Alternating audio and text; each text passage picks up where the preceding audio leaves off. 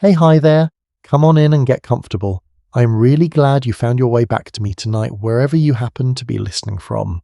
Wherever you are right now, whatever your day looked like. Let it go for a little while. Dim the lights if you can. Pull the blanket up a little higher than usual, because tonight we're going to wade into something very old, something that entire civilizations tried quite literally to bury under thick, quiet layers of mud. And then centuries later someone dug it back up almost by accident.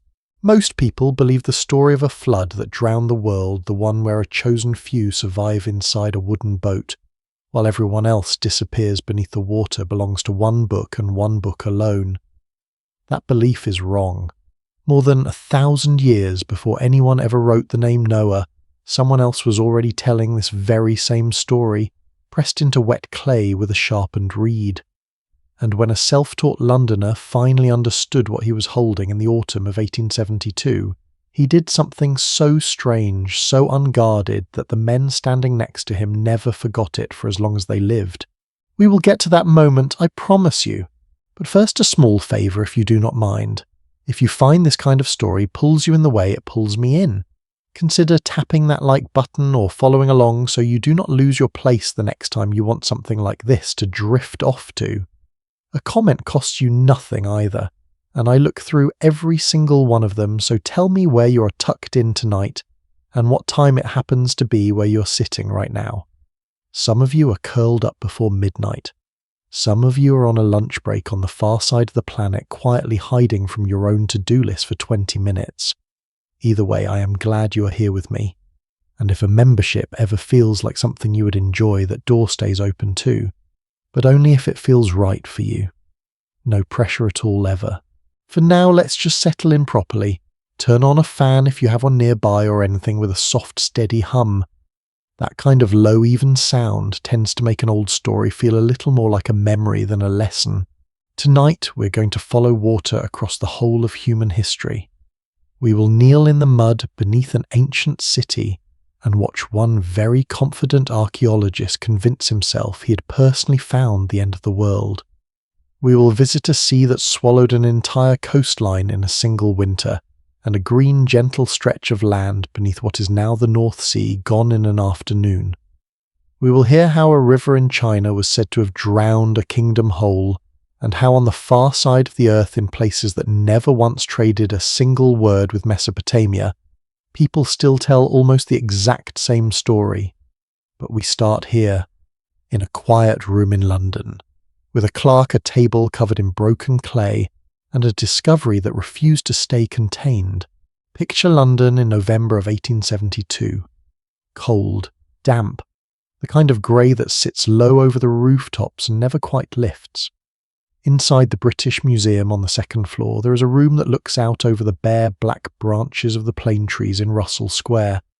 And in that room, at a long wooden table stacked with unglamorous fragments of dried mud, sits a 32-year-old man named George Smith. He does not look like a scholar. He never trained as one. At 14, Smith had been apprenticed to a printing firm to learn banknote engraving, a steady, respectable trade for a working-class boy from Chelsea, whose family had no money to send him anywhere near a university. But something about the ancient world had already caught him and would not let go. As a teenager, he began spending his lunch hours at the British Museum, instead of eating, slipping past the huge stone bulls and the broken statues, to stare into glass cases full of small clay tablets, covered in strange, wedge-shaped marks that almost nobody in England could make sense of. Almost nobody. Not quite nobody. Smith taught himself. He saved his wages, skipped meals he could not really afford to skip, and bought every book on the subject he could find, and little by little, entirely without a teacher, he learned to work through cuneiform, the wedge-shaped writing system, used across ancient Mesopotamia for nearly 3,000 years.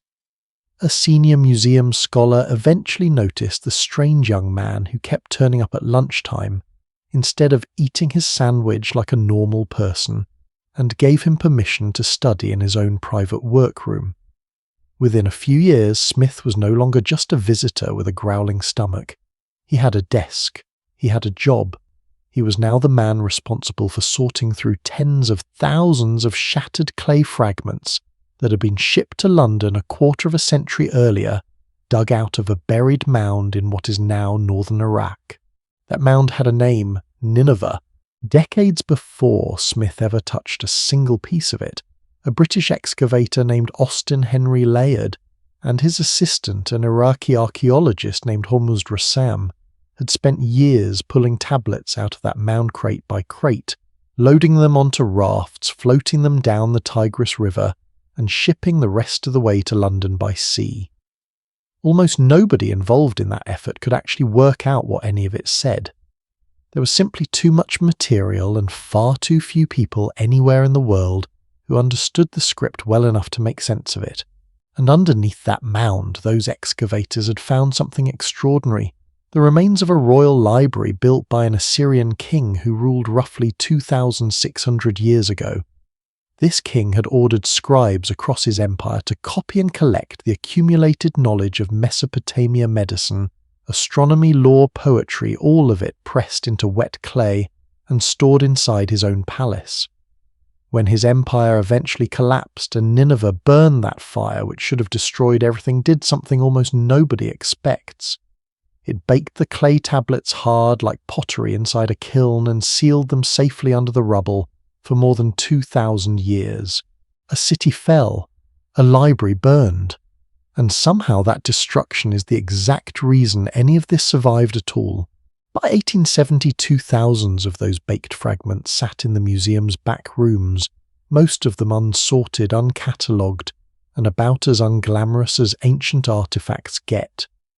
Smith had a wife and young children to support on a small wage, and he had written to a friend that very year, quietly frustrated, admitting that no one in government seemed willing to fund the kind of excavation work he actually wanted to do. So instead he did the only thing available to him. He sat at his table day after day, sorting through broken clay, by hand, fitting jagged little pieces together like a puzzle, with no picture on the box, looking for anything that might connect these Mesopotamian texts to the stories in the Bible, the subject scholars of his era cared about most. Somewhere in that pile of unglamorous rubble was a fragment that would change how the whole Western world understood its own oldest story. One particular piece needed cleaning before it could be examined at all. Its surface was crusted over with a thin layer of hardened salt, the kind that quietly builds up on clay after thousands of years buried in dry soil. The museum's conservator, a man named Robert Reddy, had been away, and Smith had simply been waiting, while a story that had gone unheard for over 2,000 years sat only a few feet away from him, still sealed under a crust of salt. What was hidden under there? Would it turn out to be nothing at all, just another shipping list or a tax record from some long-forgotten official? Or would it be something else entirely? When Reddy finally returned and cleaned the piece, Smith sat back down and began working through it sign by sign, line by line. A god warns a man that a flood is coming. The man is told to build a boat. He loads it with his family, his belongings, and animals of every kind. The storm arrives, and it does not stop for days. When it finally clears, the boat comes to rest on a mountain, and the man releases birds one after another to find out whether the water has gone down anywhere at all in the world. Smith knew that story. Everyone in Victorian England knew that story. He had simply always assumed it belonged to Moses and to Moses alone. Reading it here must have felt something like watching a familiar face turn up in a mirror inside a room where he had expected to find only a blank wall. Except here it was in wedge-shaped marks on a fragment older than the oldest known copy of the Bible itself, carved by people who worshipped an entirely different set of gods, in a civilization that had already vanished centuries before. Ancient Israel even had a written language of its own. Maybe it was simple coincidence. Maybe two ancient cultures had entirely by accident imagined the same catastrophe in the same order, with the same boat, the same animals, and the same birds. Or maybe, and this was the far more unsettling possibility, the story Smith had grown up believing was singular, and divinely given actually belonged to something much older and much larger than any one religion. According to colleagues who were in the room that day, Smith did not stay calm for long. He set the tablet down on the table. He stood up. He began pacing back and forth in a state of excitement so intense that to the shock of everyone watching, he started pulling at his own coat as if his clothes had suddenly become too small to hold him. It is honestly one of the strangest reactions in the whole history of archaeology, and it might also be the most human one. Word of what Smith had found spread through London fast. By December the 3rd of that same year, he stood in front of a packed meeting of the newly formed Society of Biblical Archaeology to present his translation formally, and the room was not filled only with fellow scholars. According to newspaper reports from the following day, the sitting Prime Minister of Britain, William Gladstone, sat in that audience, along with the Archbishop of Canterbury, the most senior clergyman in the entire Church of England, a serving Prime Minister at a lecture about Babylonian clay tablets. It had never happened before. It has not happened again since. The room by most accounts erupted. Applause, loud conversation, two very different reactions rising up at exactly the same time from people sitting only a few feet apart from one another. Some in that audience were thrilled because to them this felt like proof. Proof that the flood in Genesis really happened, preserved independently in two separate ancient traditions from opposite ends of the same ancient region. Others in that very same room felt something closer to alarm, because if the Mesopotamians had been writing this story down long before the Israelites existed as a people at all, then perhaps the Bible had not received this account directly from God in a single private revelation. Perhaps it had inherited it quietly, the way one culture often inherits a story from an older neighbour without ever meaning to. Both explanations were sitting in the very same room listening to the exact same words at the exact same time. There was just one problem. Smith's translation had gaps. Pieces were missing, cracked away, and lost somewhere in the ruins of Nineveh, or worse, sitting unsorted in some drawer back at the museum. So Smith told the room something bold. He believed more fragments of this very story were still buried in the ground, waiting for someone to come looking for them.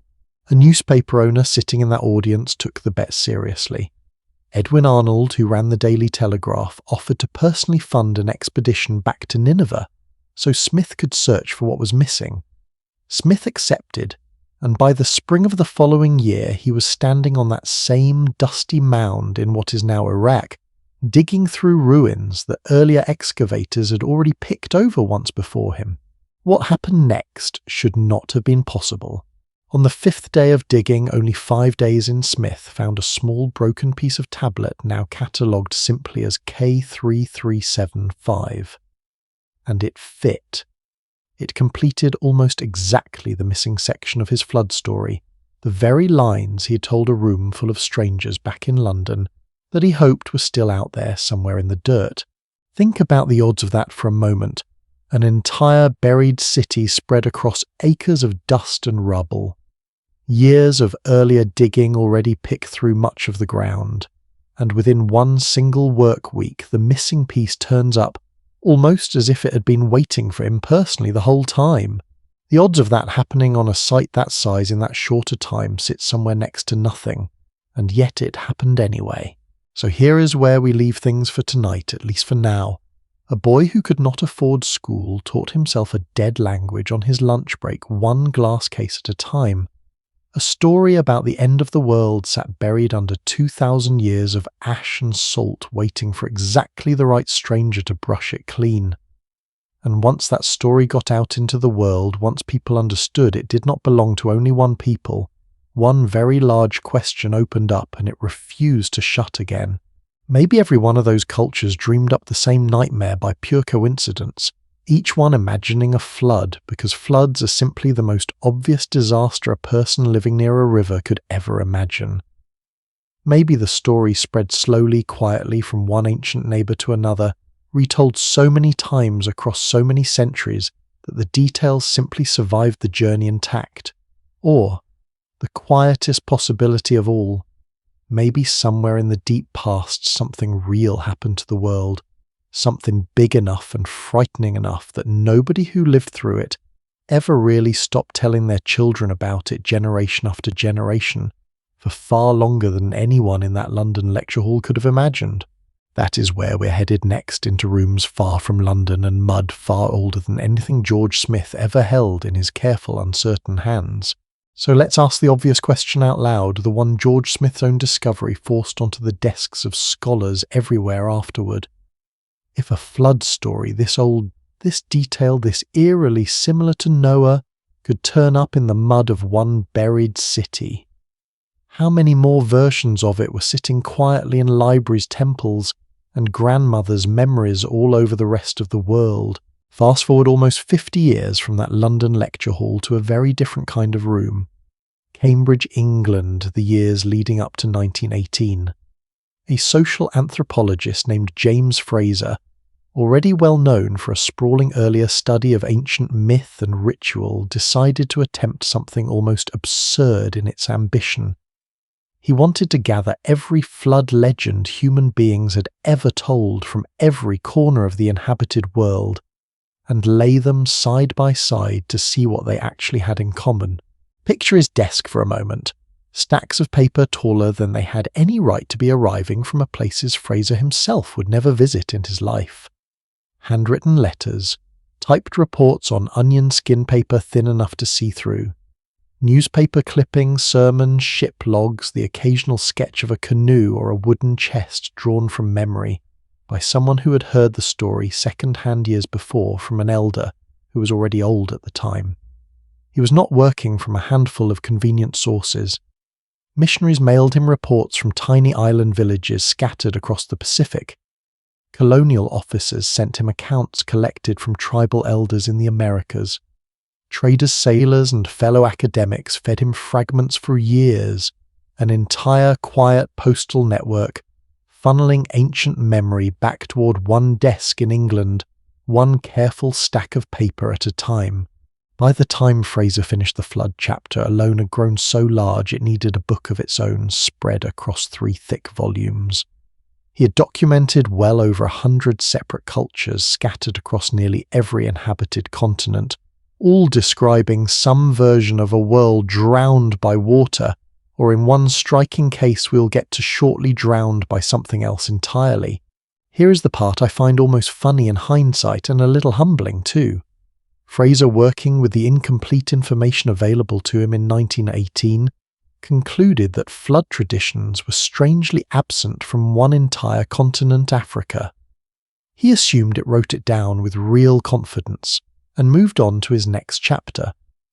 Later researchers working with far better records and far more direct contact with African oral historians found that assumption was simply wrong.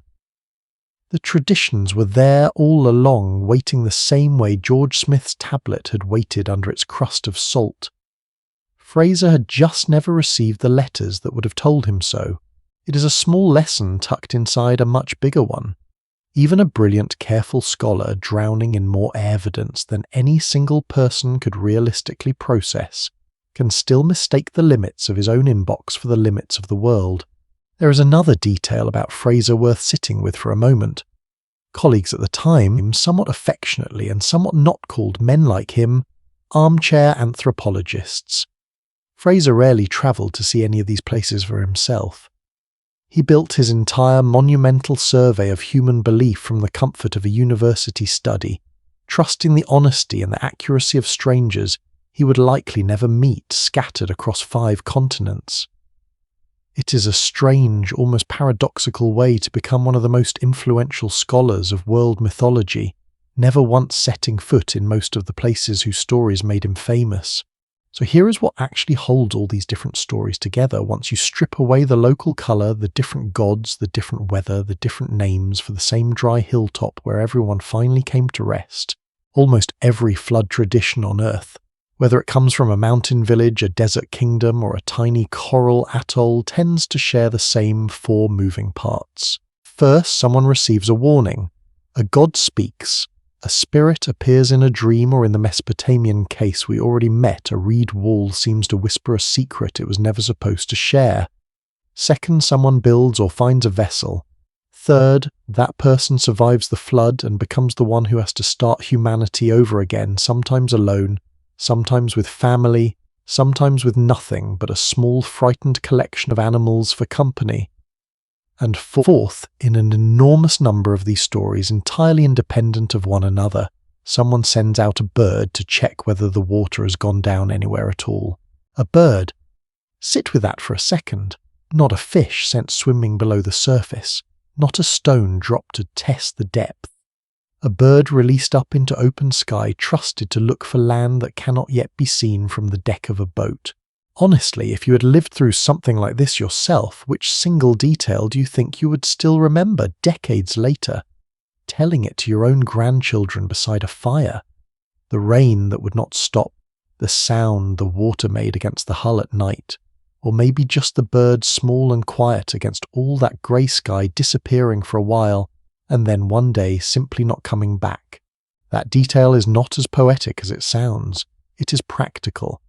Long before compasses, sailors in more than one part of the ancient and medieval world really did use birds this way, releasing them out at sea and watching which direction they flew, because a bird will always fly toward the nearest land if there is any land within reach. Early voyagers who eventually reached Iceland reportedly used exactly this trick. So did certain Pacific navigators watching for particular seabirds that never strayed far from shore. The flood story is not inventing a fantasy here.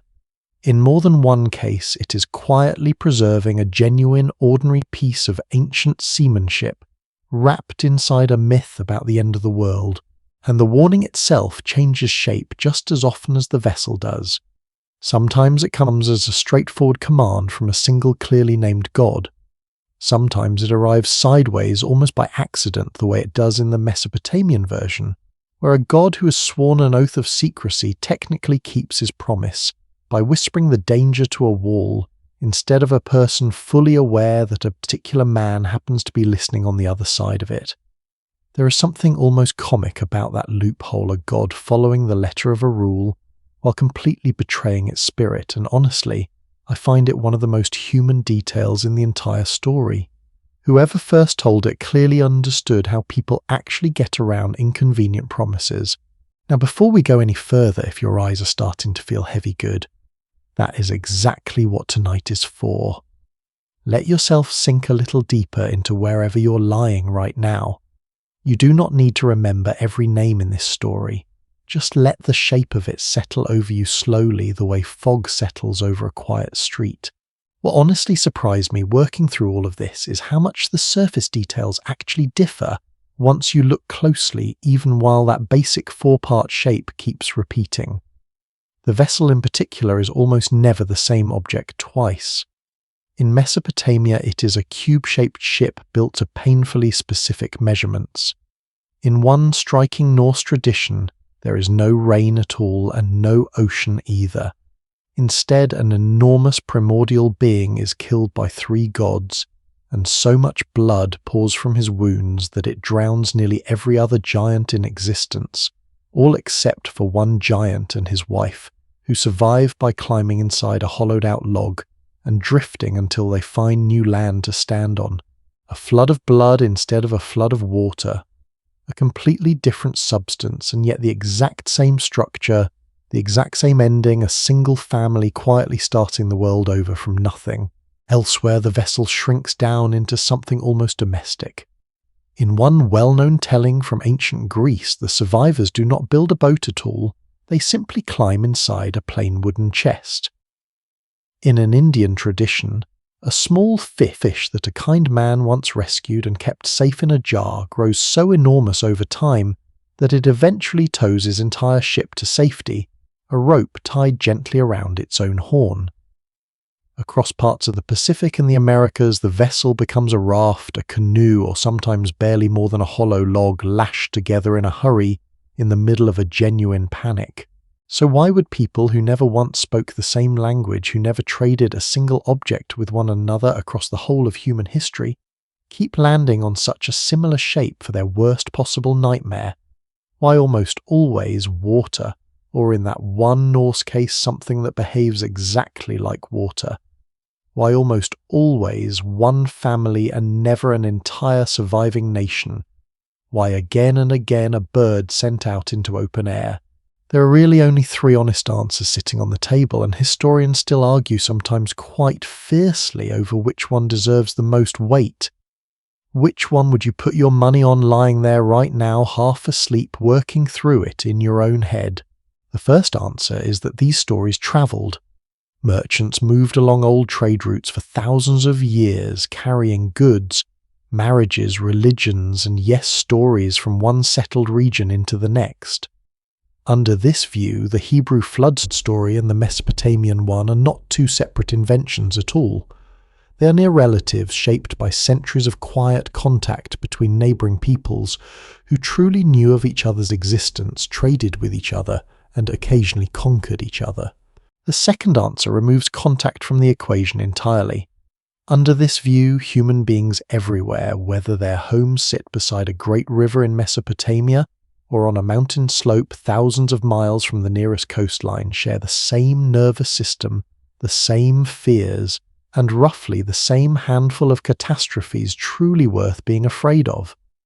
A flood is loud, visible, and utterly indiscriminate about who it destroys. It does not care whose god you pray to.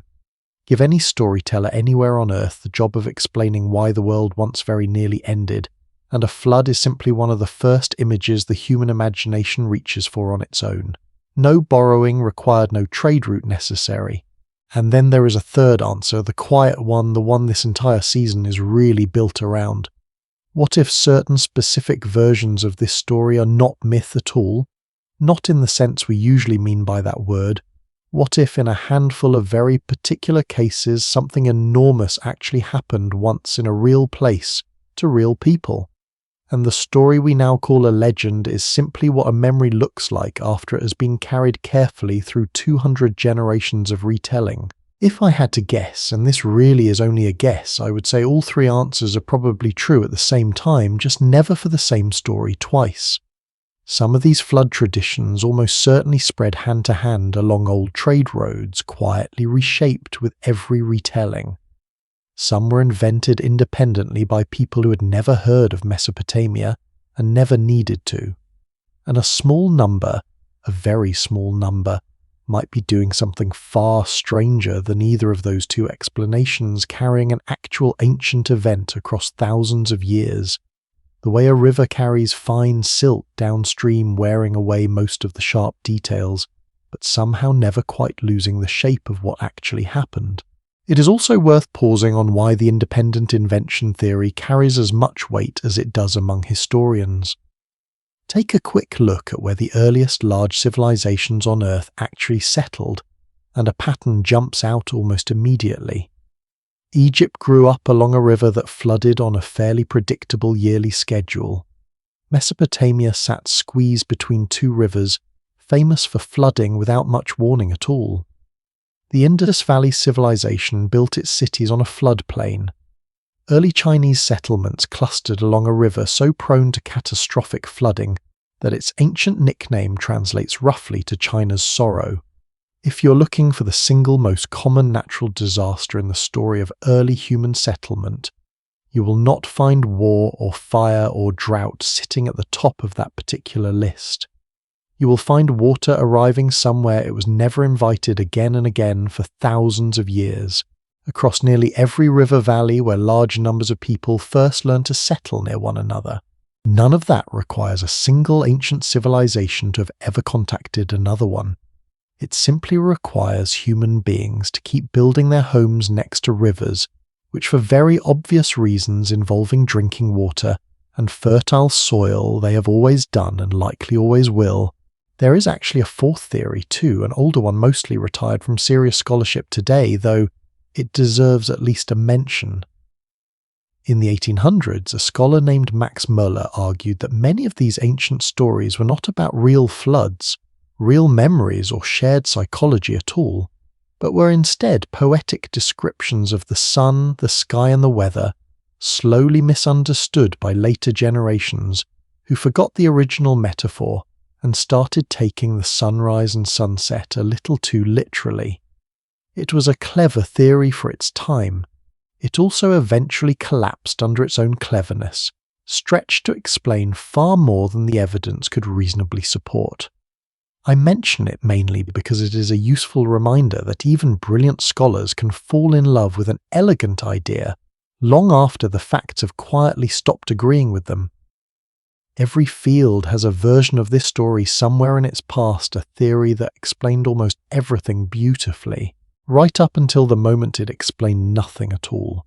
We are not going to settle that argument tonight, and honestly nobody has settled it completely in over a century of trying, but we can do something almost as interesting, something Fraser himself never really had the tools to attempt. We can stop collecting stories for a moment and go looking for actual mud instead. Not metaphorical mud, and not myth dressed up as memory, but real physical undeniable sediment sitting exactly where an ancient flood would have left it behind. Thousands of years ago, layered quietly under a modern city waiting for someone with a shovel. A great deal of confidence and just enough certainty to be truly dangerous to come along and misread it in the most spectacular way imaginable. By 1929, Leonard Woolley had already pulled more gold out of one patch of Iraqi desert than most archaeologists find in an entire career. For years, he and his team had been carefully lifting a Sumerian royal cemetery out of the ground near the ancient city of Ur, and what came up out of that dirt was almost absurd in its richness. A queen's headdress made from dozens of delicate gold leaves so fine that Woolley's own wife spent months afterward carefully rebuilding it leaf by leaf. A harp with a bull's head cast in gold, its beard carved from deep blue lapis lazuli, buried alongside the musician who had presumably played it. Dozens of attendants dressed in their finest jewellery, laid out in careful rows in what Woolley himself, only half joking, started calling a death pit, apparently having chosen, or been chosen to follow their rulers into whatever came next.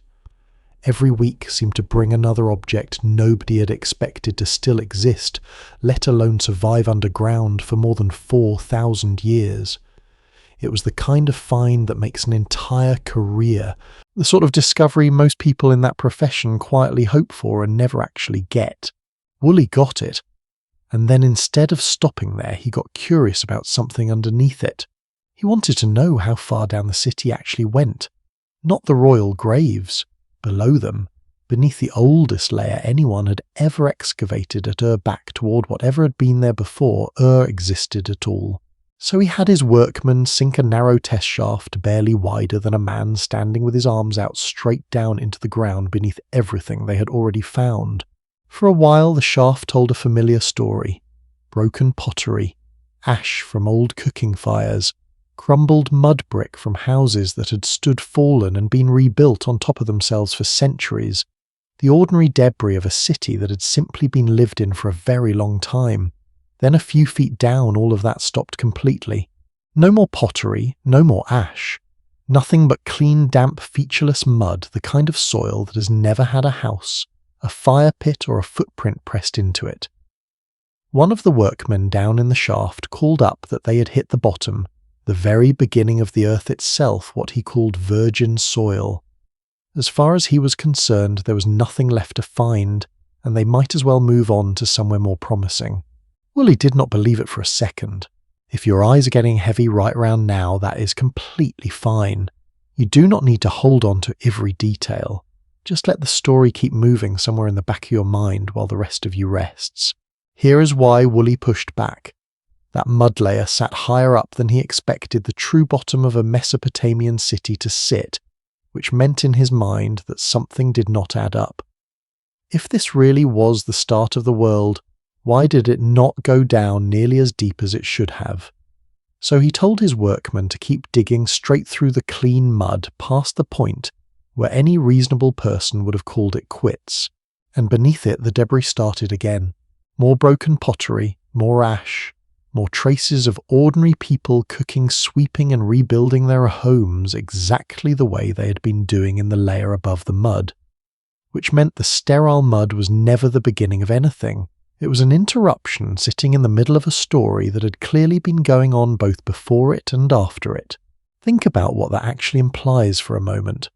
Somewhere in the deep past, a settled, functioning community, people with fires and pottery and ordinary daily routines had that entire world buried under a thick, featureless layer of silt.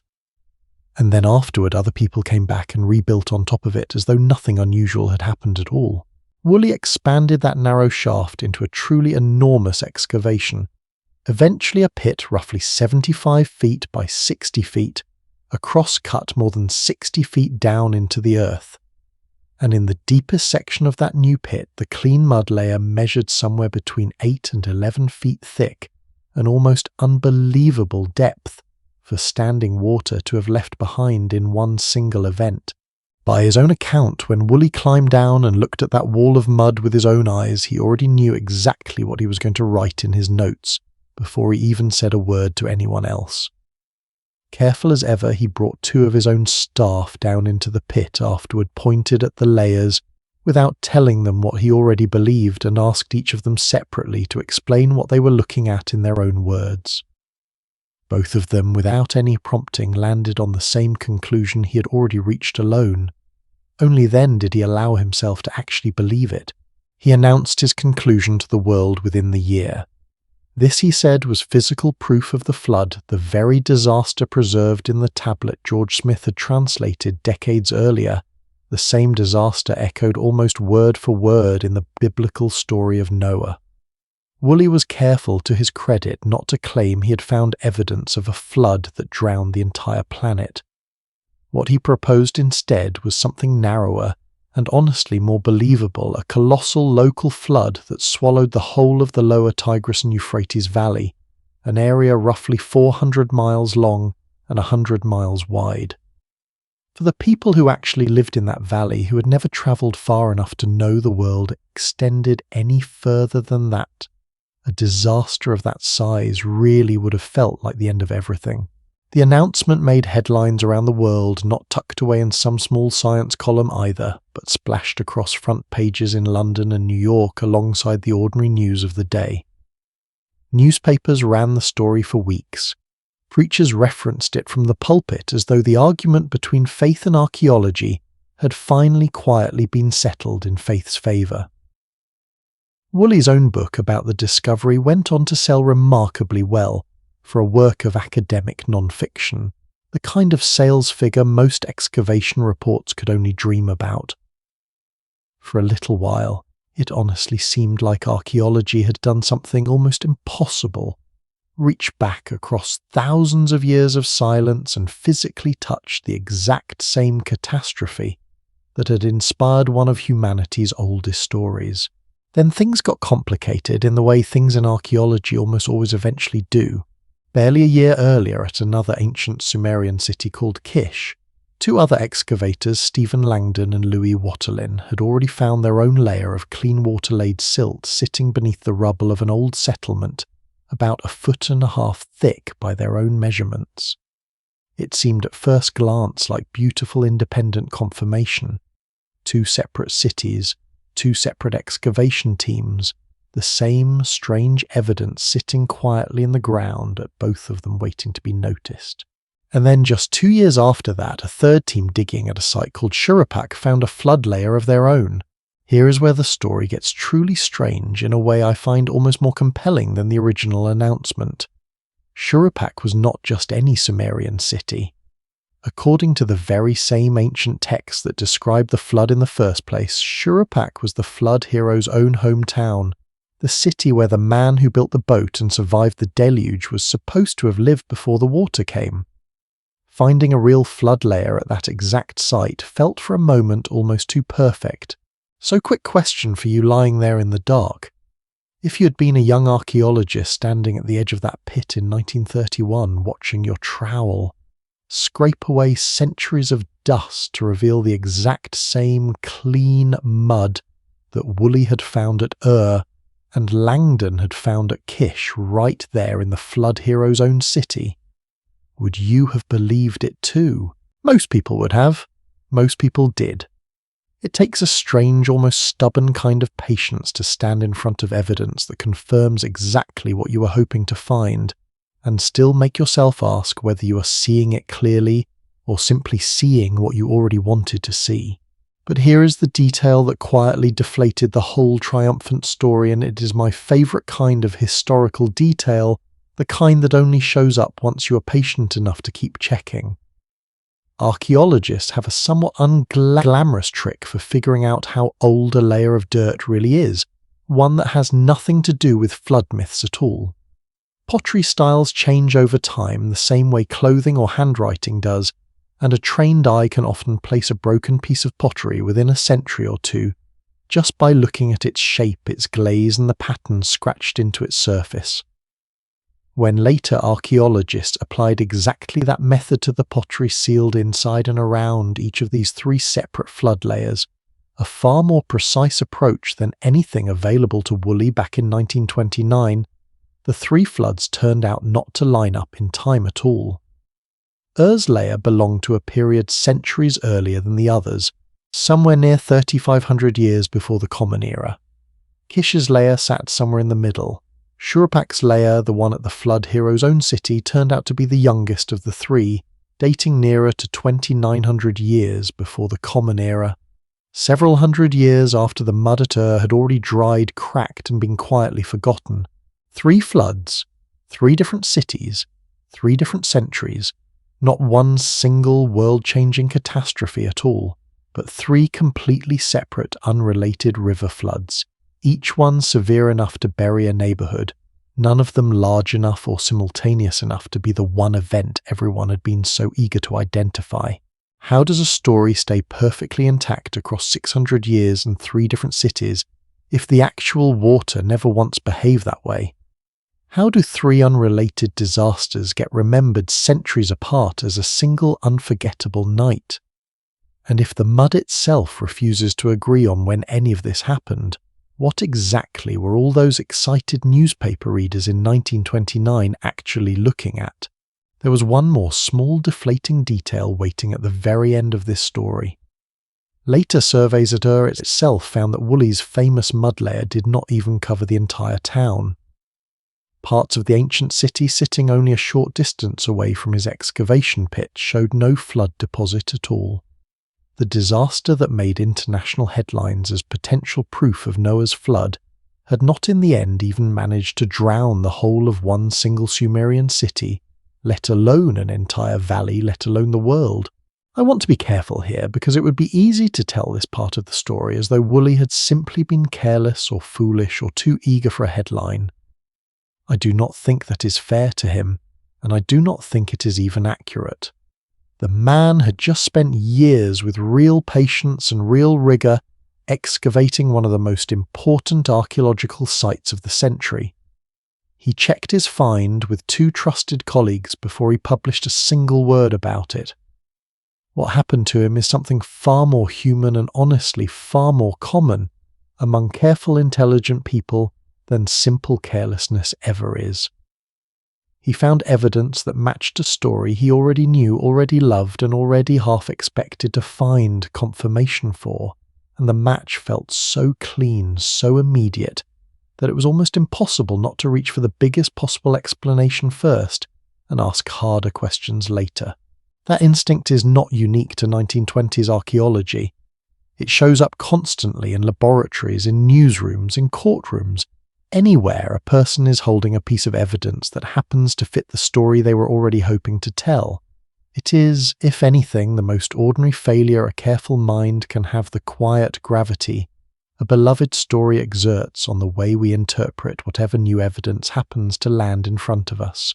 So where does that actually leave the mud itself? Not nowhere, I would argue.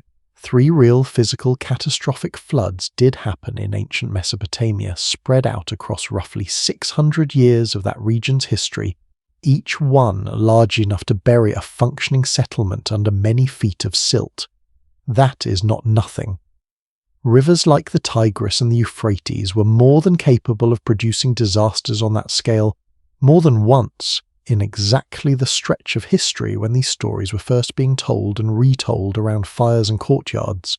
What the mud cannot tell us on its own is whether any single one of those 3 floods is the specific flood remembered in the old poems, or whether the story we inherited is really a kind of composite, 3 or 4 bad years folded together into one unforgettable night, retold so many times across so many generations that the details of which flood in which century at which city simply stopped mattering to the people doing the telling.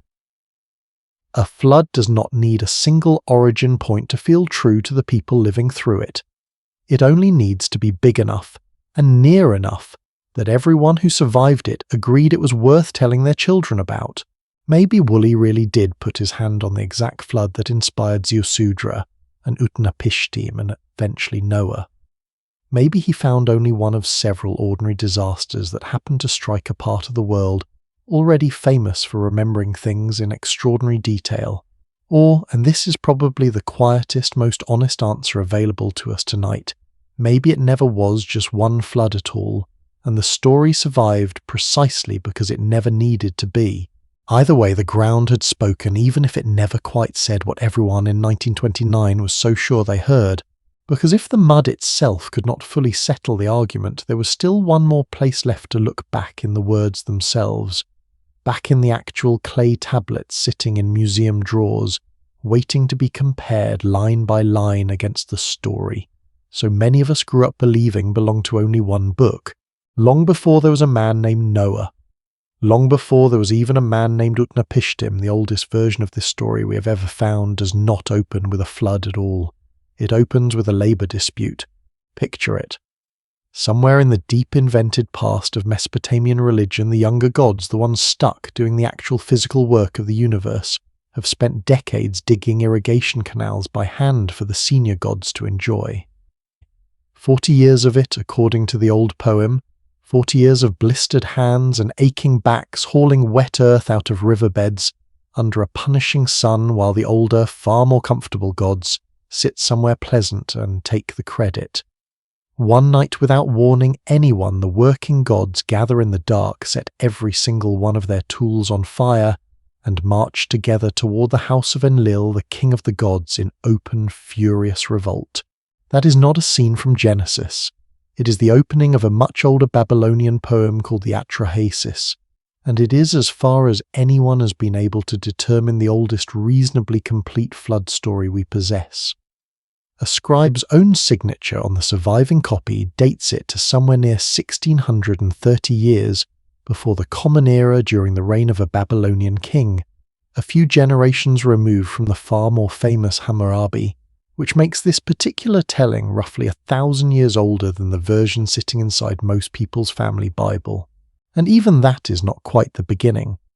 Fragments of an older Sumerian telling, sometimes called the Eridu Genesis, push the story back further still to somewhere around 2,300 years before the Common Era, though so little of that oldest tablet survives intact that entire lines simply end mid-sentence, swallowed by breaks in the clay. Line them all up in order and you get something like a family tree, a fragmentary Sumerian poem first, an almost complete Akkadian retelling our Atrahasis a few centuries later. The Gilgamesh version, we already spent time with borrowing and reshaping the same material centuries after that. And finally, considerably later, still the account so many households now think of as the original. So how do you solve a strike among literal gods? In this story, the clever god Enki proposes something drastic. Kill one of the rebelling gods, mix his blood into ordinary river clay, and use that mixture to shape an entirely new kind of being, one built specifically to take over the digging, the farming, and the general drudgery of keeping the world running. Humanity, in other words, according to the oldest flood story on Earth, was not created as the crown of creation. It was created as a workaround, a labor solution for a divine union dispute. For a while, this arrangement works out beautifully for everyone involved. The gods finally get to rest. Humans farm, build, and multiply exactly as intended. And then precisely because they were doing their job so well, humans became a problem. They kept having children. More children meant more people. More people spread out across more towns meant more noise. Actual, literal noise rising up off the earth every single night and disturbing Enlil's sleep. The old poem describes it almost like the sound of a bull bellowing non-stop, and Enlil, apparently a fairly light sleeper for a supreme deity, decided he had had enough. His first solution was a plague. Not a flood, not yet. Just a targeted disease meant to quietly thin the crowd back down to a more peaceful volume. It didn't work because Enki, the same god who invented humanity in the first place, quietly tipped off his favourite human, a man named Atrahasis, on exactly which god to bribe with sacrifices to call the plague off. It worked. The plague lifted. And being humans, people went right back to being loud again within a few generations. So Enlil tried drought. Enki and Atrahasis solved that one too. Then Enlil tried famine, a longer, crueler approach, and once again the humans figured out the trick and prayed their way out of it. Picture Enlil at this point, honestly. And you will forgive me for saying it, because it is more than a little funny once you step back from it. An all-powerful deity thoroughly outmaneuvered 3 separate times by one clever colleague, and one exceptionally well-connected human being finally throws up his hands and decides the only remaining option is to end humanity completely once and for all, with a flood that covers the whole world. This time Enlil is smarter about it. He makes every single god present swear a binding oath of secrecy specifically, so that Enki cannot pull the same trick a 4th time. If you already know how this part goes, you're half right. Enki, ever the loophole artist, keeps his literal promise not to speak and warns Atrahasis anyway, using more or less the exact same clever workaround we already spent some time with earlier in this story. I will not repeat the details here. You already know the trick. What I do want to slow down on, because it truly surprised me the first time I sat with it properly, is just how differently this version explains the flood compared to the one most of us grew up hearing. In Genesis, the flood arrives as a moral judgment. The text describes humanity as corrupt, violent, wicked, a species that has truly disappointed its creator on a spiritual level. And the flood functions as a kind of cosmic reset button pressed by a single grieving god who still loves what he is about to destroy. In the older Mesopotamian version, there is no wickedness at all. Nobody sins. Nobody is corrupt. The entire justification for wiping out the human race is that people were successfully doing exactly what they were created to do, a little too well, a little too loudly, and an irritated, overworked committee of gods simply wanted some quiet. Which of those 2 explanations feels more familiar to you honestly lying there tonight? A single righteous judgment against genuine wrongdoing, or a tired, overwhelmed authority figure at the very end of their patience reaching for the most extreme option available because every smaller one already failed? If you are still awake enough to follow all of this wonderful, stay with me a little longer. If you are not, that is exactly what tonight is for, so let the details blur together and just keep listening. Here is a small detail that connects this whole conversation directly back to the city we spent time in earlier. The old Sumerian king list, a genuine administrative record of rulers stretching back into legend, names a king called Ubaratutu as the very last ruler of Shuruppak before the flood arrives. His son, according to the very same tradition, is the flood survivor himself, known by 3 different names, depending on which version of the story you happen to be reading. Which means the archaeologists we met earlier standing in the mud at that exact city were not simply digging up a random Sumerian town.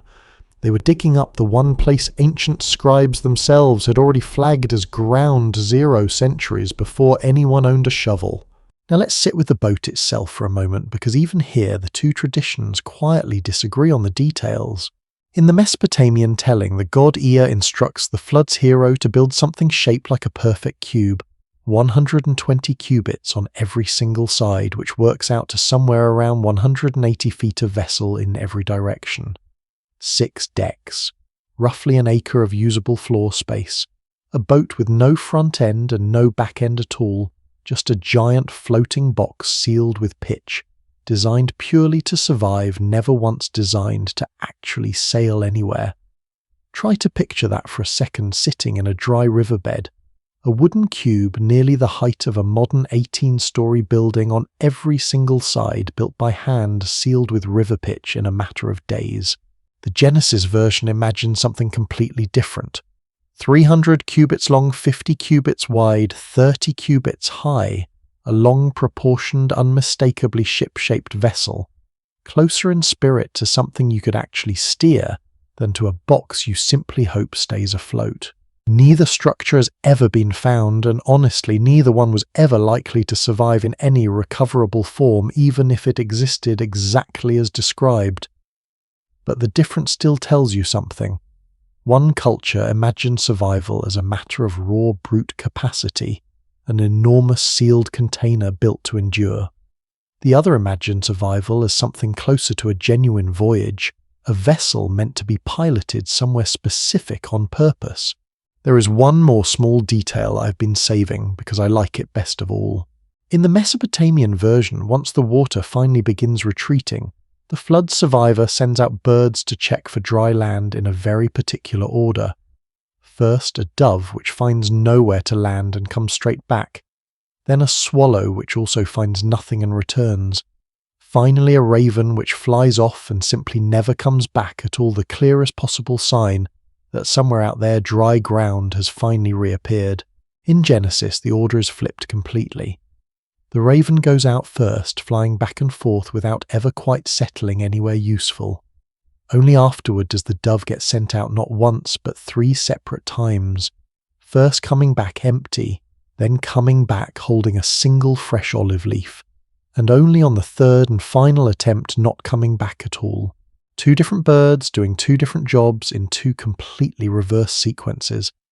If these stories really did travel from one culture into the next along old trade routes, as we talked about earlier, whoever carried this one across the border apparently felt free to rearrange the ending exactly how they liked it. And the ending itself is where these 2 traditions part ways most sharply of all.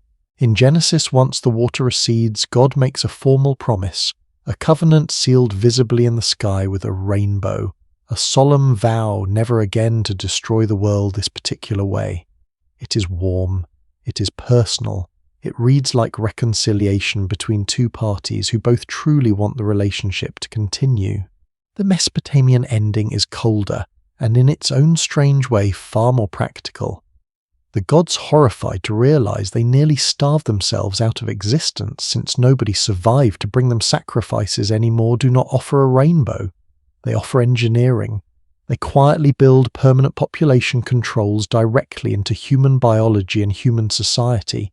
Going forward, some women who simply cannot bear children, some infants who do not survive their first days, entire religious orders of women deliberately kept unmarried and childless. Not a promise, an adjustment, a permanent fix to a math problem that had nearly gotten every single one of them killed. I do not think either version is simply the correct one and the other a distortion of it. I think they are 2 different cultures using the exact same catastrophic flood to answer 2 completely different questions. One culture wanted to know why bad things happen to people who deserve better. The other wanted to know why the world sometimes feels dangerously overcrowded, and why children die, and why some families never have any at all. Both are real, painful, universal human questions. It should not surprise us that 2 different peoples reached for the same enormous, terrifying flood to answer both of them. Think about how strange that actually is for a moment. A story about the end of the world used by one culture to comfort grieving parents, and used by an entirely different culture to explain grieving parents in the first place. The exact same flood doing almost the opposite emotional job depending entirely on which riverbank you happen to be born beside. There is actually a 3rd layer to all of this worth mentioning before we move on. Something biblical scholars have quietly pointed out for well over a century now, working entirely from the wording of the Genesis text itself. No outside tablets required. Looked at carefully, the biblical flood story does not always agree with itself. In some verses, Noah is told to bring 2 of every animal onto the ark. A few verses later, the instruction changes to 7 pairs of every clean animal, and only 2 of the unclean ones. In one place, the flood lasts 40 days. In another place, within the very same chapters, the water is described as covering the earth for 150 days before finally beginning to recede. Many scholars who study the text's history believe these are not simple mistakes, but the visible seams of 2 once separate ancient accounts each with its own vocabulary and its own emphasis, carefully stitched together by a later editor into the single story we know today, which means the Bible itself may be doing exactly what we have been talking about this whole time. Not one flood story, but at least two quietly woven into one. I find that oddly comforting, honestly, rather than troubling. It means the impulse to tell this story, to keep folding new versions of it into the old one, never really stopped. It was still happening within the very last book to ever write it down. Maybe the Mesopotamian version is the true ancestor of the biblical one, passed hand to hand until the names and the reasons changed, but the water stayed the same. Maybe the two traditions grew out of an even older shared root, neither one of them fully preserved on its own. Or quietest of all, maybe every version simply reflects the exact same universal fear. The fear of a world with too much water and too little warning, dressed up in whatever gods and whatever grammar happened to be available to the people telling it that particular century. Either way, the words agree on far less than most people assume, which raises an uncomfortable question of its own.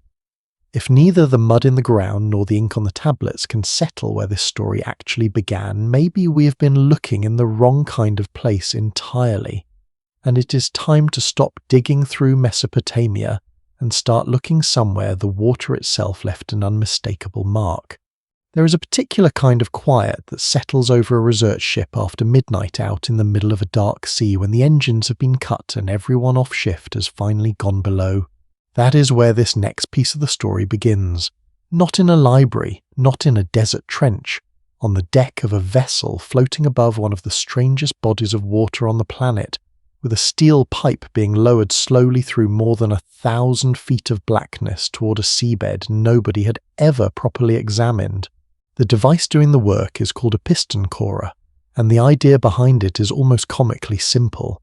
You drop a long heavy tube straight down into the mud at the bottom of the sea, you punch it in as deep as it will go, and then you haul the whole thing back up, hoping the tube comes back with a neat vertical column of sediment sealed inside it. Slice that column open lengthwise on a lab table, and you are looking at time itself stacked in layers. The bottom of the tube is the oldest. The top is the most recent. Everything in between is the sea's own diary, written one silent millimeter at a time. Two geologists from a research observatory perched on the Hudson River north of New York City have been pulling cores like this out of the Black Sea for years. Their names were William Ryan and Walter Pittman, and by the middle of the 1990s they had noticed something in those tubes that neither of them could explain away. At a certain depth in the mud, the seashells changed completely, all at once. Below that line, the sediment held the shells of freshwater species, the sort of small mollusks you would expect to find at the bottom of an enormous lake. Above that same line, the shells belong to saltwater species, the kind that survives in the Mediterranean and cannot last a week in fresh water. There was no gradual mixing zone between them, no slow centuries-long transition where one population fades out while the other creeps in. Just fresh water below salt water above, with the switch happening in a layer thin enough to cover with your hand. That is not how nature usually behaves. Ecosystems, as a rule, prefer to change their minds slowly, and those tiny shells are better witnesses than you might assume. A mollusk cannot lie about the water it grew in.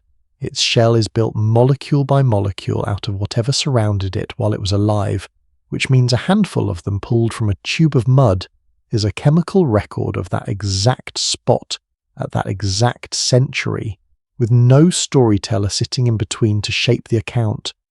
Sediment does not have an agenda, it just piles up. So what would it take to flip an entire sea from fresh to salt that fast? And if it did happen that fast, what happened to whoever was standing on the old shoreline when it did? Here is the picture Ryan and Pittman eventually assembled, published in the late 1990s, and it is easily one of the most cinematic pieces of geology I've ever come across. Roll the clock back to the last ice age. Enormous sheets of ice sit locked over the northern continents, and because so much of the planet's water is frozen solid on land, global sea level sits far lower than it does now, well over 300 feet lower at the extreme. The Mediterranean in this colder world is a shrunken version of itself, And the Black Sea is not a sea at all. It is an isolated freshwater lake, cut off from the ocean entirely, with a surface sitting hundreds of feet below the level of the Mediterranean, waiting patiently on the other side of a narrow strip of land. Between the two of them lies a shallow ridge of rock and sediment at the Bosphorus, the narrow channel where the city of Istanbul stands today. Think of it as a natural dam, not built by anyone, just there holding back an entire ocean from an entire lake by an accident of geology. Now let the ice start melting. Century after century the ocean rises, slowly at first, then steadily, then relentlessly. The Mediterranean climbs higher and higher against that ridge, gaining inches, then feet, then more. And on the other side, in a green fertile basin far below, people are going about their ordinary business, farming, fishing, raising families, along the shore of what they have every reason to believe is a permanent lake. Here is the part that gets me every time I sit with it. Nobody on that lake shore had any way of knowing about the ocean sitting higher than their heads a few miles away, patiently pressing against a wall of dirt. There was no reason to worry. The lake had been there for as long as anyone's grandparents could remember. It had never once done anything unusual. Then the water finds the top of the ridge. Once the first trickle of seawater begins spilling over a soft barrier like that, it does not stay a trickle for long. Moving water cuts. Cutting deepens the channel. A deeper channel lets more water through. More water cuts faster. It is a runaway process, and once it starts, nothing on Earth is going to stop it.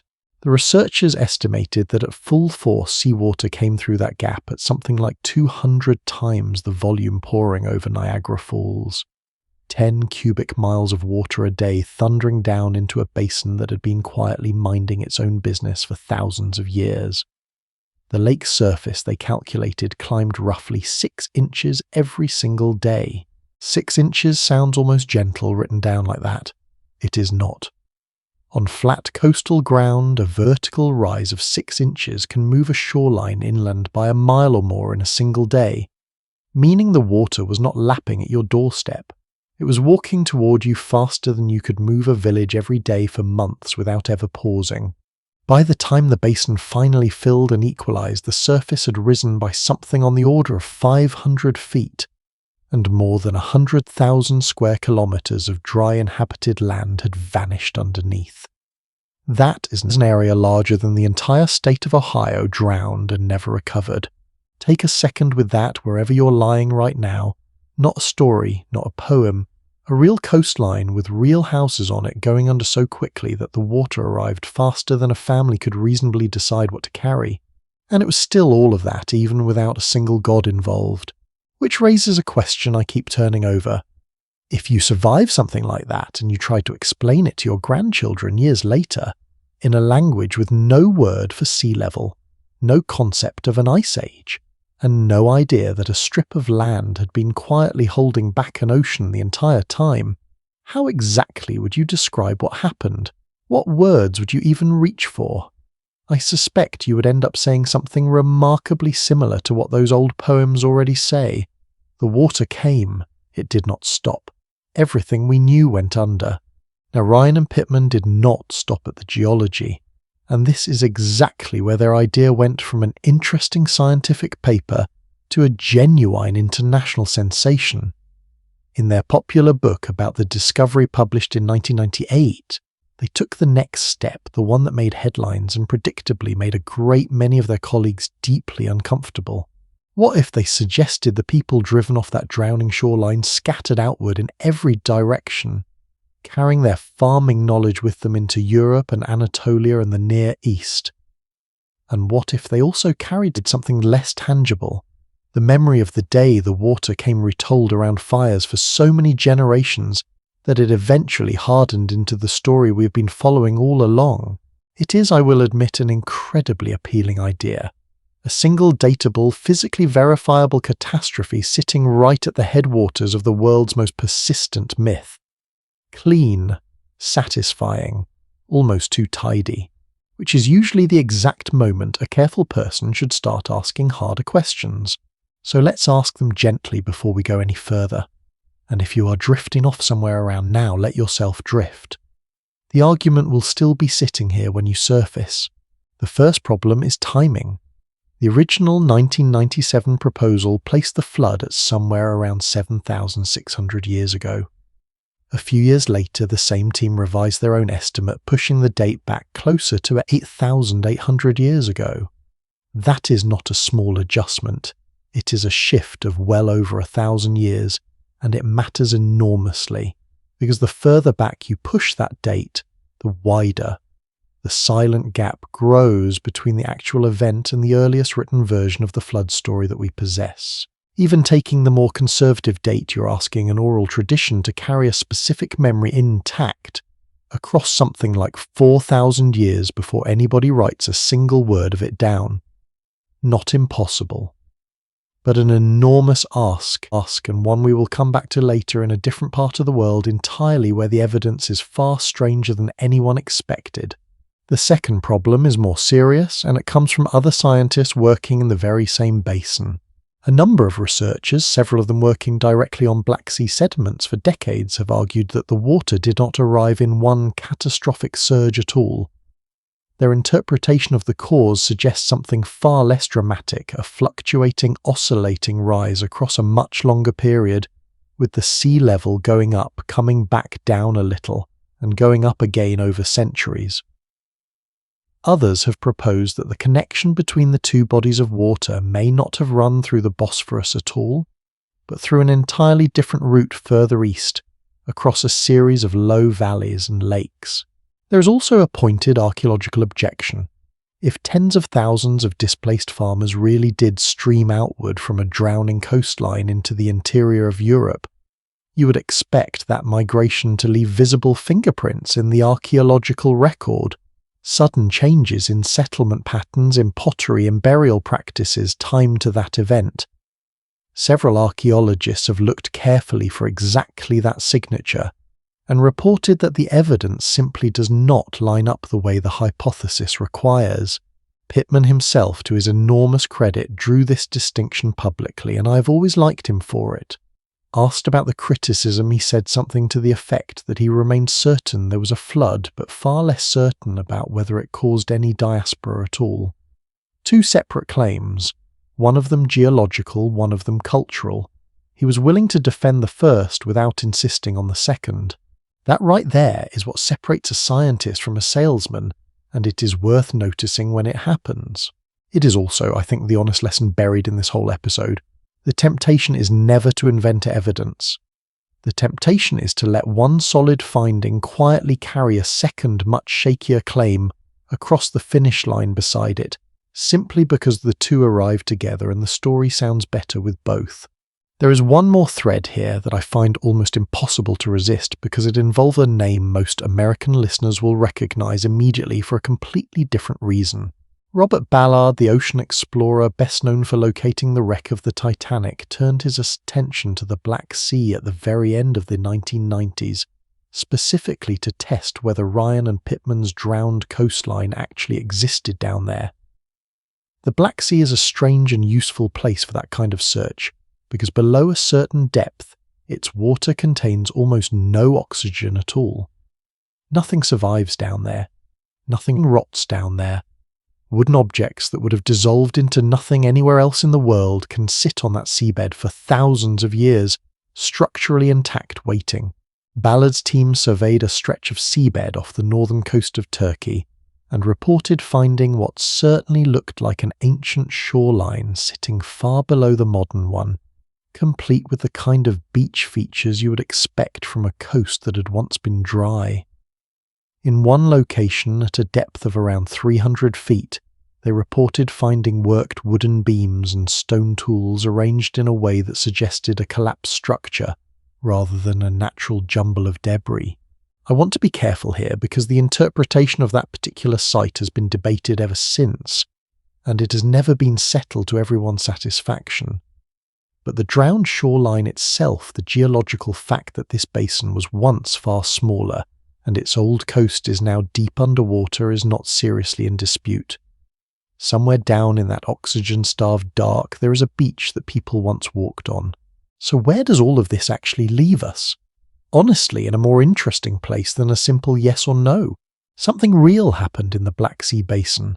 A freshwater lake became a salt sea, an old coastline went under, and human beings who were farming that shoreline had to leave it behind. All of that is on solid footing. What remains hotly contested is the speed of it, the exact century of it, and above all, whether any human memory of it survived long enough to matter. Maybe Ryan and Pittman put their finger on the precise catastrophe that seeded the whole tradition, and the shells in those cores are the nearest thing to a fingerprint we will ever get. Maybe the water rose gradually enough that people simply moved their villages back a few hundred yards, every generation grumbling about it, and nobody bothered to make a myth out of an inconvenience. Or maybe, and this is where I keep landing personally, the truth is that the ancient world had no shortage of drowned coastlines to choose from, and this basin is simply the one we happen to core first. Because if a rising sea really can erase an entire inhabited landscape and leave nothing behind but a story, then the Black Sea should not be the only place on Earth where it happened. And it is not. There is another drowned country far to the northwest underwater that many of you have flown over without ever knowing it was there. It had rivers, forests, and hunting camps. Its people were still on it when the sea came for them. And unlike the Black Sea, we know almost exactly what day their world ended. September 1931, a wet night in the southern North Sea, roughly 25 miles off the Norfolk coast of England. A sailing trawler called the Calinda is working a patch of seabed between two sandbanks, and her crew is doing what trawler crews have always done, dragging a heavy net across the bottom and hauling up whatever the sea decides to give them. Mostly fish. Sometimes shells, broken wood, or lumps of black compacted peat that the fishermen along that coast simply call moorlog and treat as an ordinary nuisance.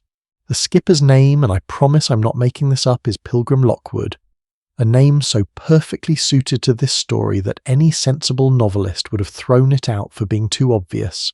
The net comes up from about 120 feet down, and tangled in it is a slab of that black peat roughly 4 feet across. Lockwood grabs a shovel to break the thing apart and pitch it back over the side. The shovel hits something hard. He described the moment years later to a visitor who wrote his words down carefully. He said he heard the shovel strike and he thought for a second that he had hit steel. Take a breath and picture that. The middle of the night, a wet deck salt spray lantern light an ordinary man on an ordinary shift standing over a lump of mud that has just made the wrong sound. He carried it below and cleaned it off. Inside was an object about 8.5 inches long, black with age, carved from red deer antler with a row of barbs running along one edge. A harpoon point the kind a hunter would have used to spear fish in shallow fresh water. Not a fishing weight, not a bit of shipwreck. A prehistoric hunting tool sitting 120 feet under the North Sea wrapped inside a chunk of peat. And here is why that combination stopped experts in their tracks the moment they saw it. Peat does not form underwater. Peat forms on land in bogs, marshes, and damp forest floors out of layers of dead plants that build up slowly over centuries in open air. You cannot make peat at the bottom of a sea, which meant the seabed under that trawler had once been a bog, and someone had stood on it hunting. Specialists at the British Museum examined the point and confirmed it belonged to the Middle Stone Age, the long stretch after the ice retreated, when northern Europe was populated by hunters and fishers rather than farmers. One shovel strike on one wet night had just handed European prehistory an entire missing country, and once people knew to look, the North Sea started giving things back. Trawler crews and dredging operations have since brought up stone tools, more antler points, mammoth and rhinoceros remains from the colder centuries, and from a stretch of seabed off the Dutch coast, a fragment of a skull belonging to a Neanderthal. There is even a piece of aurochs bone carved with a deliberate zigzag pattern that some describe as the oldest known artwork ever recovered from the Netherlands, except that it was not found in the Netherlands at all. It was found underwater on ground that no longer exists. So how much land are we talking about? How many people? And what exactly happened to it?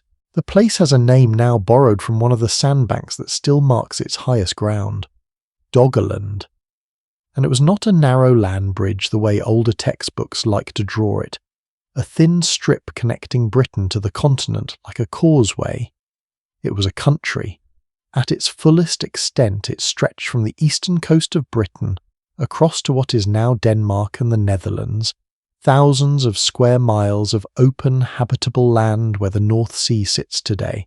Every piece of evidence we have says it was good land, better in fact than most of the ground surrounding it. Rivers, some of them enormous, crossed it on their way north. There were marshes thick with birds, reed beds, lakes, gentle wooded hills. Pollen recovered from seabed cores tells us about the trees. Trawler nets have brought up the bones of mammoth and woolly rhinoceros from its older, colder centuries, and later from the warmer period we care about tonight, the bones of red deer, wild horses and aurochs, the massive wild cattle that once roamed across Europe. One archaeologist who has worked on this landscape called it with real affection the true heart of Europe. Not the leftover edge of it, the heart. We know all this in far more detail than you might expect, and the reason is almost comically unromantic.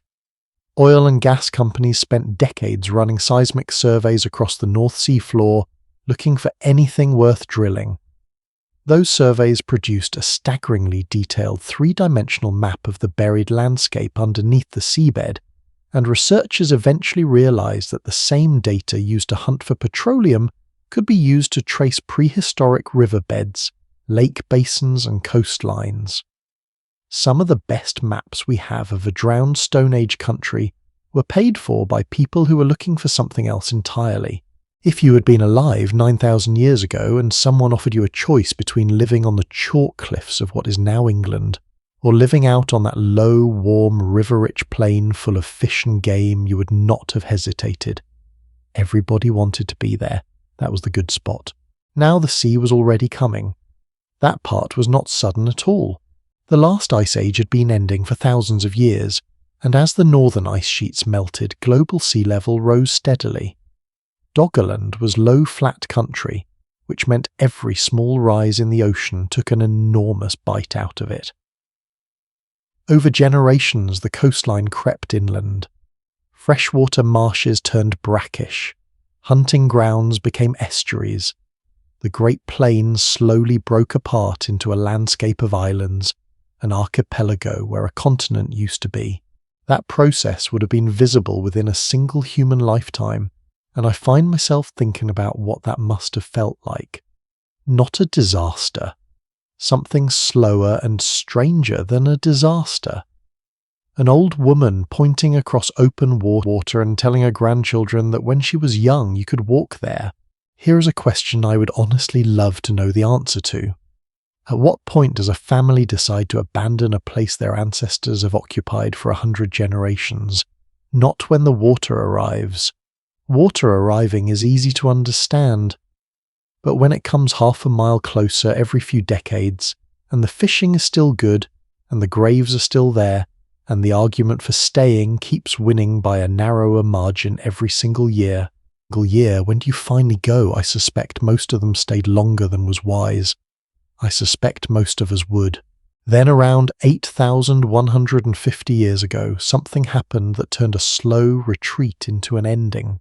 Off the coast of Norway at the edge of the continental shelf, a colossal section of the seafloor let go. We call it the Stregga Slide from the Old Norse for the Great Edge, and the numbers involved are frankly difficult to hold in your head. Estimates vary depending on which study you follow, but the volume of sediment that collapsed and slid down into the deep ocean runs into the thousands of cubic kilometers. Enough material, by one comparison, I have always found useful to bury the entirety of Scotland under about 30 meters of mud. When that much material moves that fast underwater, the ocean above it has to go somewhere. And it went outward in every direction at once. What set it off is still debated. The leading explanations involve a combination of pressures rather than one clean trigger. The enormous weight of sediment that had piled up along that shelf edge during the Ice Age, an earthquake somewhere in the region, and the slow rebounding of land that had spent millennia crushed beneath a mile of ice, and was by then still rising back up. The wave that resulted is one of the largest tsunamis known from the whole of the Holocene, the geological epoch we are still living through today. It reached the Shetland Islands within roughly an hour and a half, where the deposits it left behind sit more than 20 metres above the sea level of that time. It struck the Norwegian coast with run-up heights of 10 to 12 metres. It hit the east coast of Scotland at 3 to 6 metres. Sand layers left by that single event have been identified as far away as Denmark, Iceland, Greenland, and up past the Arctic Circle, and Doggerland, low and flat and lying directly in its path, is estimated to have been reached in about an hour. I want to say something careful here, because this is exactly the sort of detail that gets flattened in the retelling. For a long time, the standard version of this story went like this. The Strega tsunami swept across Doggerland, wiped out everybody living there, and that was the end. Clean, dramatic final. It is a version you will still find repeated confidently in plenty of places. More recent work has complicated it considerably and honestly made it more interesting. Researchers who modelled the wave's behaviour across the actual topography of Doggerland found that the impact would have varied enormously, depending on where exactly you were standing. Higher ground, and by then Doggerland had plenty of it in the form of islands, may have offered real protection. Some regions took a devastating hit. Others, sheltered by the shape of the land itself, may have come through relatively intact. Then there is the timing. Tsunamis do not care what the tide is doing, but people do. Some researchers have pointed out that the consequences for anyone living on that coast would have depended heavily on whether the wave arrived at high tide or low, and on what season it was, and on how much of the population happened to be out on the shoreline at that hour rather than inland. A wave that arrives at low tide on a summer afternoon is a catastrophe. This same wave at high tide in a settlement built right at the water's edge is something else entirely. We do not know which one it was. We probably never will. And I would rather sit with that uncertainty honestly than tell you a cleaner story than the evidence supports. The wave was real. Its date is one of the most precisely fixed dates in all of European prehistory. Its human consequences, on the other hand, remain a matter of careful ongoing argument among people who have spent their careers on exactly this question. What we can say is that Strega did not end Doggerland by itself. The sea had already been taking it for thousands of years, and the sea kept taking it afterward. What the tsunami most likely did was deliver a brutal blow to an already shrinking, already fragile world, one that was going to lose in the end regardless. If you're still with me, hello, and thank you for staying. If you have drifted somewhere pleasant, that is even better. Either way, let's sit with one question before we move on. 9,000 years ago, someone stood on that land. Someone who'd been born there, whose parents were buried there, who knew every river bend and every good hunting spot on ground that no living human being will ever walk on again. If that person had a story to tell about the day the sea came, who exactly would they have told it to? That right there is the hard problem with Doggerland, and it is the reason this case is so different from everything else we have talked about. The Mesopotamian flood happened to a literate civilization. They had scribes, they had clay, they had cities that survived and rebuilt, and they wrote the whole thing down within a few thousand years. Doggerland had none of that. The people who lived there were hunter-gatherers with no writing system, no cities, and no institutional memory beyond the spoken word. Whatever survivors there were scattered, and the land they came from did not just fall, it vanished completely along with every landmark that might have anchored the memory to a place. So we have the opposite situation from everything we examined earlier. In Mesopotamia, we have a powerful, detailed flood story and only ambiguous, contested physical evidence underneath it. Here in the North Sea, we have overwhelming physical evidence of precisely dated catastrophe sand layers scattered across half of northern Europe, and not one single surviving story about it. Not a poem, not a legend, nothing. A real flood with no myth attached. And in the other case, a magnificent myth with no single flood we can confidently point to. That inversion should probably make all of us a little more humble about how we treat both categories. We tend to assume that the size of an event determines the size of the memory it leaves. It does not. What determines the memory is whether anyone survived in a position to keep telling it, and whether their descendants stayed in one place long enough to keep the telling going. I think about that pairing more than almost anything else in this whole subject because of what it quietly implies. If the biggest, best documented, most precisely dated flood catastrophe in European prehistory left absolutely no story behind, then how many other genuine disasters happened to people who had no way to record them and simply passed out of memory entirely? Perhaps the flood stories we do have survived not because they were the worst floods, but because they happened to the right people in the right place at the right moment when someone nearby had invented a way to write things down. Maybe there were once stories about Doggerland carried in the mouths of survivors for a few centuries and then quietly lost when those particular families died out or moved on. Maybe some faint echo of it did survive, folded so deeply into later Northern European folklore that we would never recognize it now. Or maybe, and this is the possibility I find hardest to shake, it simply happened to real people on real ground, and then the memory of it went under exactly the way the land did. Which does raise one more possibility worth chasing. If a lost flood can leave no story at all, then somewhere out there the reverse ought to exist too. A story so specific, so stubbornly detailed that it names a real river, a real ruler and a real disaster, and dares archaeologists to go find it. As it happens on the other side of the world, that story has existed for 3,000 years, and a group of scientists recently claimed they had located exactly the flood it describes. In 2005, at a dig site in northwestern China, an archaeologist reached down and turned over a small clay bowl that had been lying face down in the dirt for roughly 4,000 years. Nobody expected anything to be inside it. Bowls like that turn up all the time, empty, cracked, unremarkable.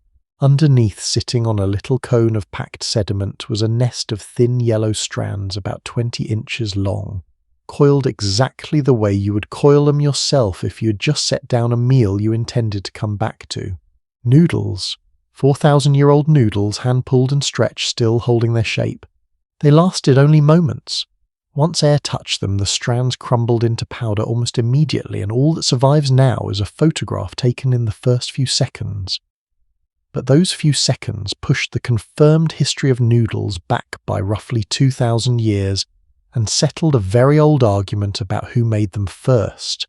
The village where that bowl was found is called Legia, sitting on a terrace above the upper reaches of the Yellow River. Archaeologists have taken to calling it the Pompeii of China, and the comparison is earned because that bowl only survived for one reason. The village was ending while it sat there. An earthquake struck. Houses collapsed. And then in the same short window of time, sediment poured in and sealed everything where it lay, including one overturned bowl that trapped a pocket of air beneath it and kept a meal intact for 4 millennia. Whatever happened at Legia happened fast enough that nobody had time to pick up dinner. The site covers a fair stretch of ground with dozens of houses, a pottery kiln, and all the ordinary furniture of a settled farming community, from a period when this region sat right at the edge of the transition out of the Stone Age. These were people growing millet, keeping animals, firing pottery, and as that bowl proves, eating better than we tend to imagine anyone ate 4,000 years ago. Now hold that image, because it is about to collide with one of the most important stories any civilization has ever told about itself. If you grew up anywhere in East Asia, you already know this next part by heart. If you did not, this is a story worth meeting properly, because well over 1 billion people carry it, and it works nothing at all like the flood stories we have been following so far. In Chinese tradition, there was once a flood that covered the world, and it didn't last a season. It lasted for generations. The water sat on the land, ruined the fields, drove people up into the hills, and simply refused to go away. No god sent it as punishment. Nobody is described as deserving it. There is no chosen family, no divine warning. And this is the part I want you to notice most. There is no boat. Instead, there is a public works project. A man named Gun is given the job of dealing with the water. His approach is the obvious one, the one almost any of us would try first. He builds barriers. He raises dikes, dams, and walls, trying to hold the flood back and push it away from the fields. He works at it for 9 years, and he fails completely. In some versions of the story, he is executed for that failure, and in others, exiled, and either way his method becomes a cautionary tale rather than a legacy. There is a stranger version of Gunn's story too, one that rarely makes it into the school textbook telling. In some accounts, he does not simply fail. He steals a magical self-expanding soil from the heavens to build his barriers with using it without permission, and it is the theft as much as the failure that ends him. If that has a familiar shape to it, a mortal, taking something from the gods to save people from suffering and paying for it personally, that is not an accident. Cultures on opposite sides of the world seem to arrive at that figure independently over and over. Then his son takes over. The son's name is Yu, and Yu does something that sounds obvious the moment you hear it, and was almost certainly not obvious at the time. Rather than fighting the water, he cooperates with it. He dredges, he deepens, riverbeds cuts, channels through mountains, opens outlets to the sea, and gives the flood somewhere to go instead of somewhere to stop. It takes him 13 years. And here is the detail that has been quoted in Chinese schools' essays and speeches for more than 2,000 years. During those 13 years, Yu passed by the door of his own home 3 separate times, and not once did he go inside. Once the story says he heard his own family within as he passed. He kept walking. What would you have done standing outside that door with 13 years of work still unfinished behind you, and everyone you love on the other side of it? I am not sure I would have kept walking. I am not sure most people would. You can take that as heroic devotion to duty, or you can take it as a rather sad portrait of a man who gave everything to public service and missed his own life doing it. Chinese tradition has generally taken the first view. I confess I have always heard a little of the second in it, and I suspect that ambiguity is exactly why the detail survived. When the water finally receded, Yu was made ruler. His descendants formed what tradition names the Xia dynasty, considered the first dynasty in Chinese history, and the whole sequence became a foundational political statement. Legitimate rule in this telling is earned by competence. You govern because you solved the problem, not because a god picked you out of a crowd. Sit with the contrast for a second, because it is truly striking.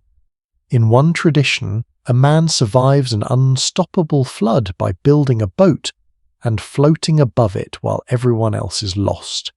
In the other, a man ends an unstoppable flood by organizing 13 years of labor and moving the water himself. One story says survival is a gift. The other says survival is a job. Which one honestly sounds more like the world you actually work in? So for a very long time, historians outside China treated this whole account as pure legend, a founding myth politically useful, morally instructive, and almost certainly invented long after the fact. The Xia dynasty itself has never been confirmed by any inscription naming it. There is no writing from the period that says Xia, and then in 2016 a team of Chinese and international researchers published a paper in one of the world's most prominent scientific journals that argued they had found the flood. Their reconstruction goes like this. Around 19-20 years before the Common Era, a large earthquake struck a stretch of the upper Yellow River. The shaking triggered a massive landslide, which collapsed into a narrow gorge called Jishi and dammed the river completely. Behind that natural dam, a lake began to grow, and grow. The researchers estimated the dam stood height enough to hold back an enormous volume of water, deep enough that the lake would have taken months to fill. Then the dam failed the way natural dams always eventually do. What came down the valley afterward was, by their calculations, one of the largest freshwater floods anywhere on Earth during the entire Holocene. Not one of the largest in China. One of the largest full stop in the whole span of human civilization, and the team argued that this event also explains Lejia, that quiet village with a bowl of noodles sitting downstream of the gorge. The earthquake wrecked the houses. The outburst flood arriving afterward buried what remained. The dating is what made everyone sit up. Their reconstruction puts the flood at about 1920 before the Common Era. Traditional chronology places the beginning of the Xia dynasty at roughly 1900, a 20-year gap between a real physically dated catastrophe and the legendary founding of the first Chinese dynasty. The paper made headlines everywhere. Legend confirmed, myth becomes history. And I want to be fair to the researchers here because the work behind that claim was serious. They traced flood sediments downstream of the gorge, matched them against lake deposits upstream, and built a case out of physical material rather than enthusiasm. This was not somebody squinting at a rock formation and seeing a legend in it. You already know me well enough by now to know what comes next. Let's take a slow breath here, settle a little deeper into wherever you're lying, and then take this apart carefully. It is worth doing properly. The objections came fast, and they came in two entirely separate flavors, which is what makes this case so interesting. The first wave came from other Earth scientists, and it was technical and pointed.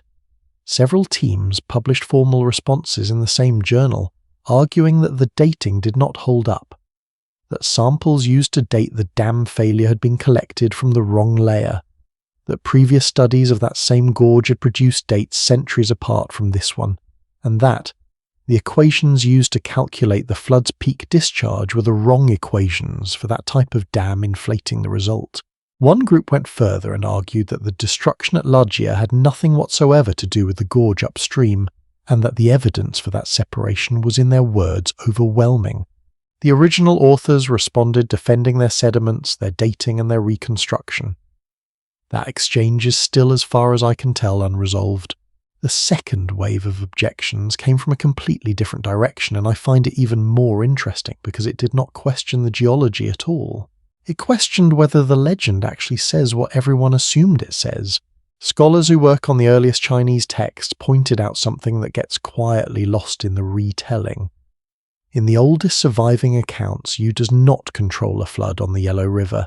He does not tame one river at all.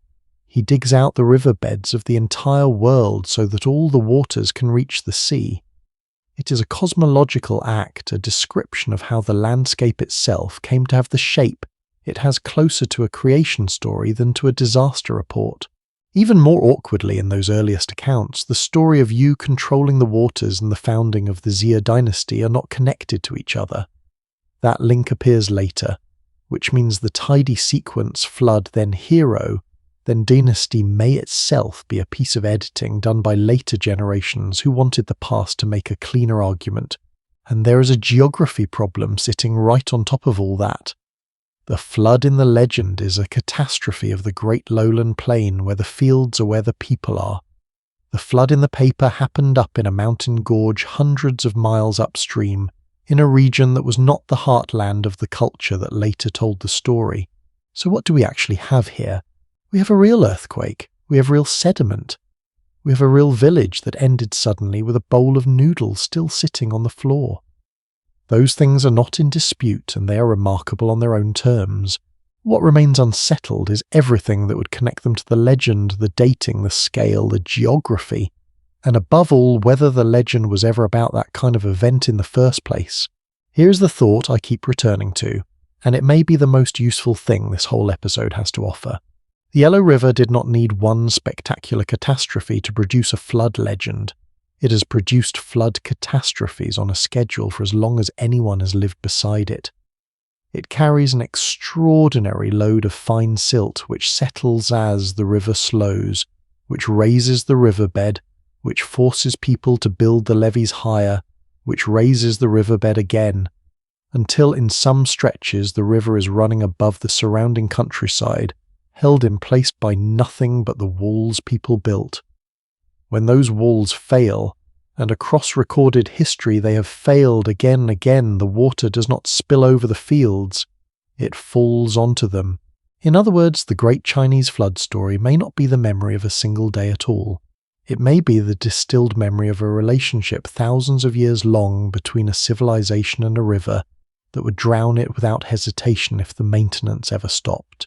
Which brings me back to Gun and his walls and Yu and his channels, because that contrast is not just moral instruction.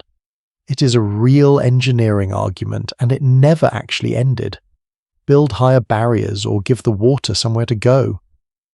Chinese water management has swung between those two philosophies for 3,000 years, and if you follow flood policy anywhere in the world, today, in the Netherlands, in Louisiana, along the Mississippi, you will recognize the exact same debate in modern vocabulary with far better equipment. That might be the most remarkable thing about this particular story. Strip out the dynasty, strip out the dating controversy, and what is left is a piece of practical wisdom that has outlived every government that ever repeated it. Maybe the team in 2016 really did put a date on the flood that started it all, and the 20-year gap is exactly the kind of near miss that history sometimes hands us. Maybe the geology is sound, but belongs to an entirely different disaster that nobody remembered. Or maybe quietest of all, the story was never about one flood, and we have been searching for a single event to explain something that was actually built out of 1,000 smaller ones.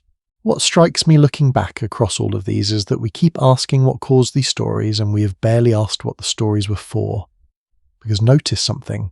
In one telling, the water arrives as punishment for sin, in another because a god could not sleep, and in this one it simply arrives with no reason offered at all, as though a flood needs no more explanation than gravity does. 3 floods, 3 completely different explanations for why the universe would do such a thing to people, and that question, the why, rather than the when, turns out to be the one that reveals the most about the people asking it. That is where we're going next, and it takes us a long way from any riverbank we've stood on so far. Somewhere in northern India 3,000 years ago or thereabouts, a man is standing knee-deep in a river performing a small daily ritual. Nothing dramatic, just a man cupping water in his hands and pouring it back the way people had done every morning for longer than anyone could remember. Something moves in his palms. It is a fish. A tiny one barely worth noticing, and it has swum straight into his cupped hands, which is not a thing fish generally do. And then, because this is a story and not a fishing report, the fish speaks to him. It asks him for protection. It says the bigger fish will eat it, and it asks this man specifically to keep it safe. Now, the man's name is Manu, and Manu does something in this moment that turns out to matter more than any other single choice in the entire tradition that follows. He could have shrugged. He could have let it slip back into the current and gone about his mourning. He keeps it. He carries it home in a jar. And the fish grows. It outgrows the jar, so Manu moves it to a larger vessel. It outgrows that, so he moves it to a pond. It outgrows the pond and he carries it to the river. Eventually, even the river is not enough, and Manu takes it all the way to the sea, and by then the creature is enormous, and it finally tells him why it came. A flood is coming that will end everything. Build a boat. And when the water finally rises, Manu does not simply float and hope. He ties a rope from his boat to a horn on the creature's head, and the fish tows him through the storm for a very long time, until it delivers him to a mountain peak in the north. There is a place in the Himalayan foothills whose name in the old texts means something like the mooring of the ship, because that is where tradition says the rope was finally untied, and afterward, in the earliest version, Manu is alone. Completely alone. He performs a ritual over the water, and from that ritual a woman is eventually produced, and from the two of them the human race begins again. The Sanskrit word for a human being descends from his name. Every person in that tradition is quite literally a child of Manu. I love this story, and I have been saving it for exactly this moment because of what it quietly does to the question we have been circling all night. Not what caused these floods, why the storytellers thought they happened at all.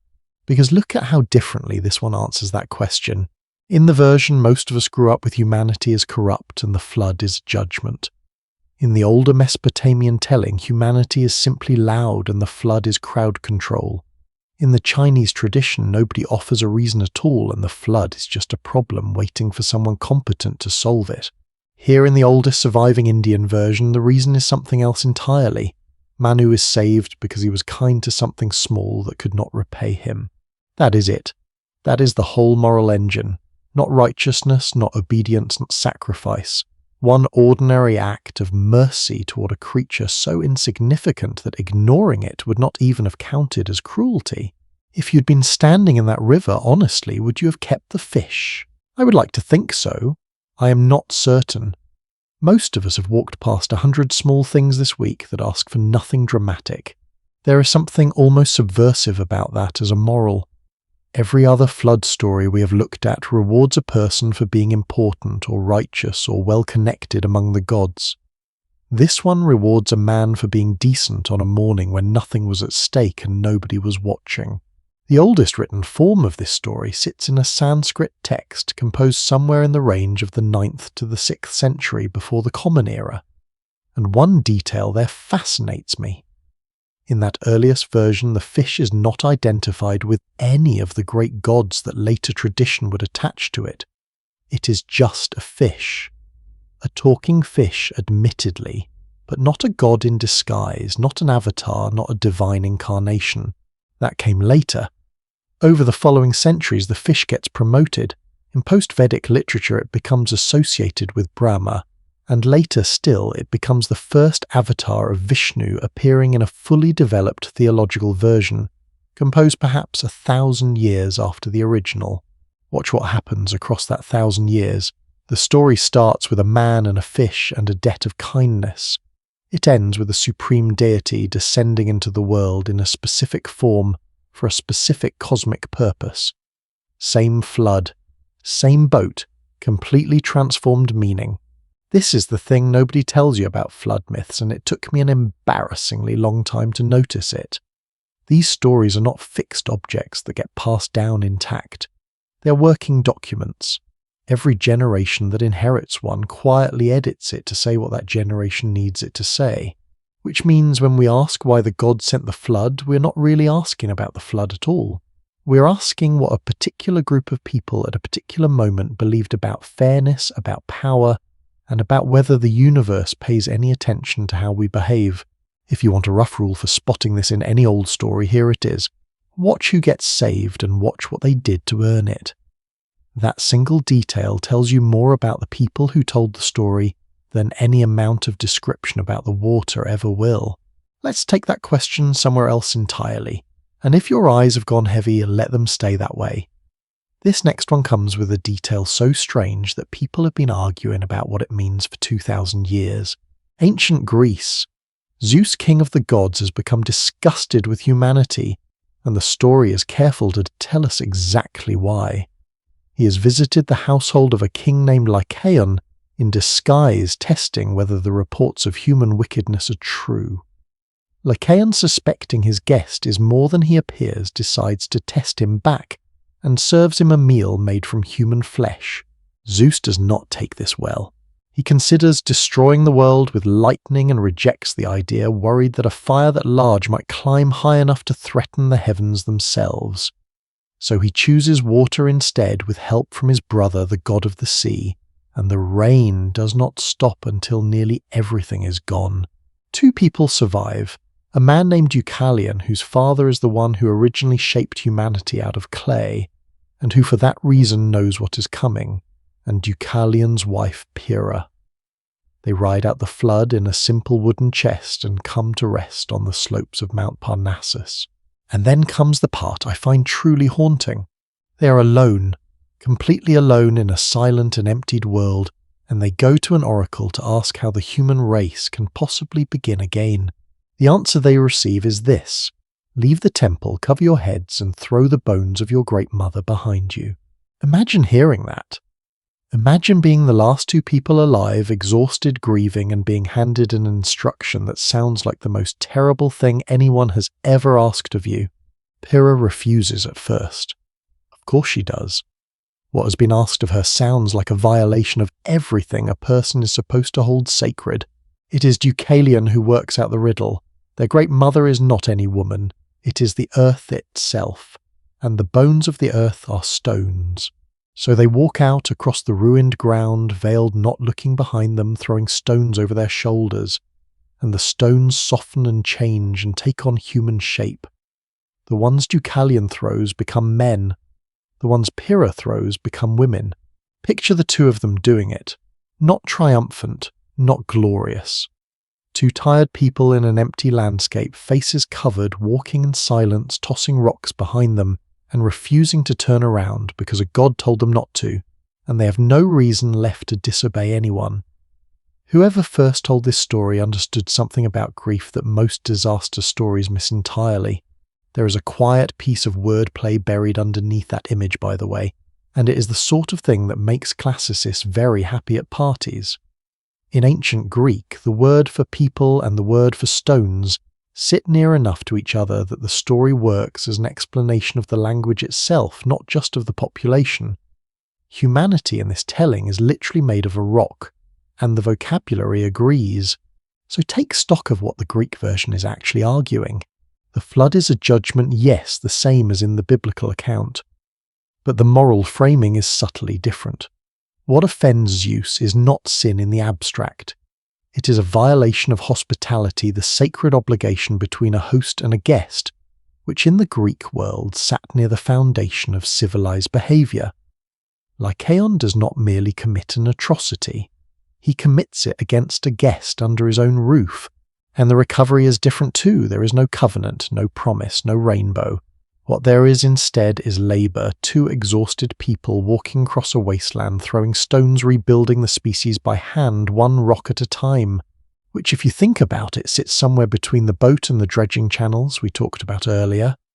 The Greeks got saved by a vessel like Mesopotamia, but they had to rebuild by working like the Chinese tradition. Half gift, half job. Now let me lay the four explanations side by side because I think the pattern is worth seeing all at once. Mesopotamia says the flood came because people were noisy and the gods wanted to sleep. That is a universe with no moral logic at all. Bad things happen because powerful beings are inconvenienced, and your survival depends on knowing somebody sympathetic on the inside. Genesis says the flood came because people were wicked. That is a universe with a moral logic, but a severe one. Behavior matters, consequences are real, and the relationship is repaired afterward with a formal promise. The Indian tradition says the flood came, and it does not much dwell on why, but it says clearly why one man survived. Because he was kind. That is a universe where small mercies are noticed and remembered. And Greece says the flood came because of a single spectacular violation of the rules that hold society together, and afterward nobody is coming to help you. You rebuild it yourself out of the rubble with your own hands. 4 floods. 4 different theories of how the universe treats people. Here is what strikes me about that spread, and it is the sort of thing I only see clearly late at night. Every one of these cultures had to answer the same brutal question, the one every human being eventually asks. Why do terrible things happen to ordinary people who did nothing to deserve it? And the flood is where they each put their answer. Some said the answer is that nobody is in charge of fairness.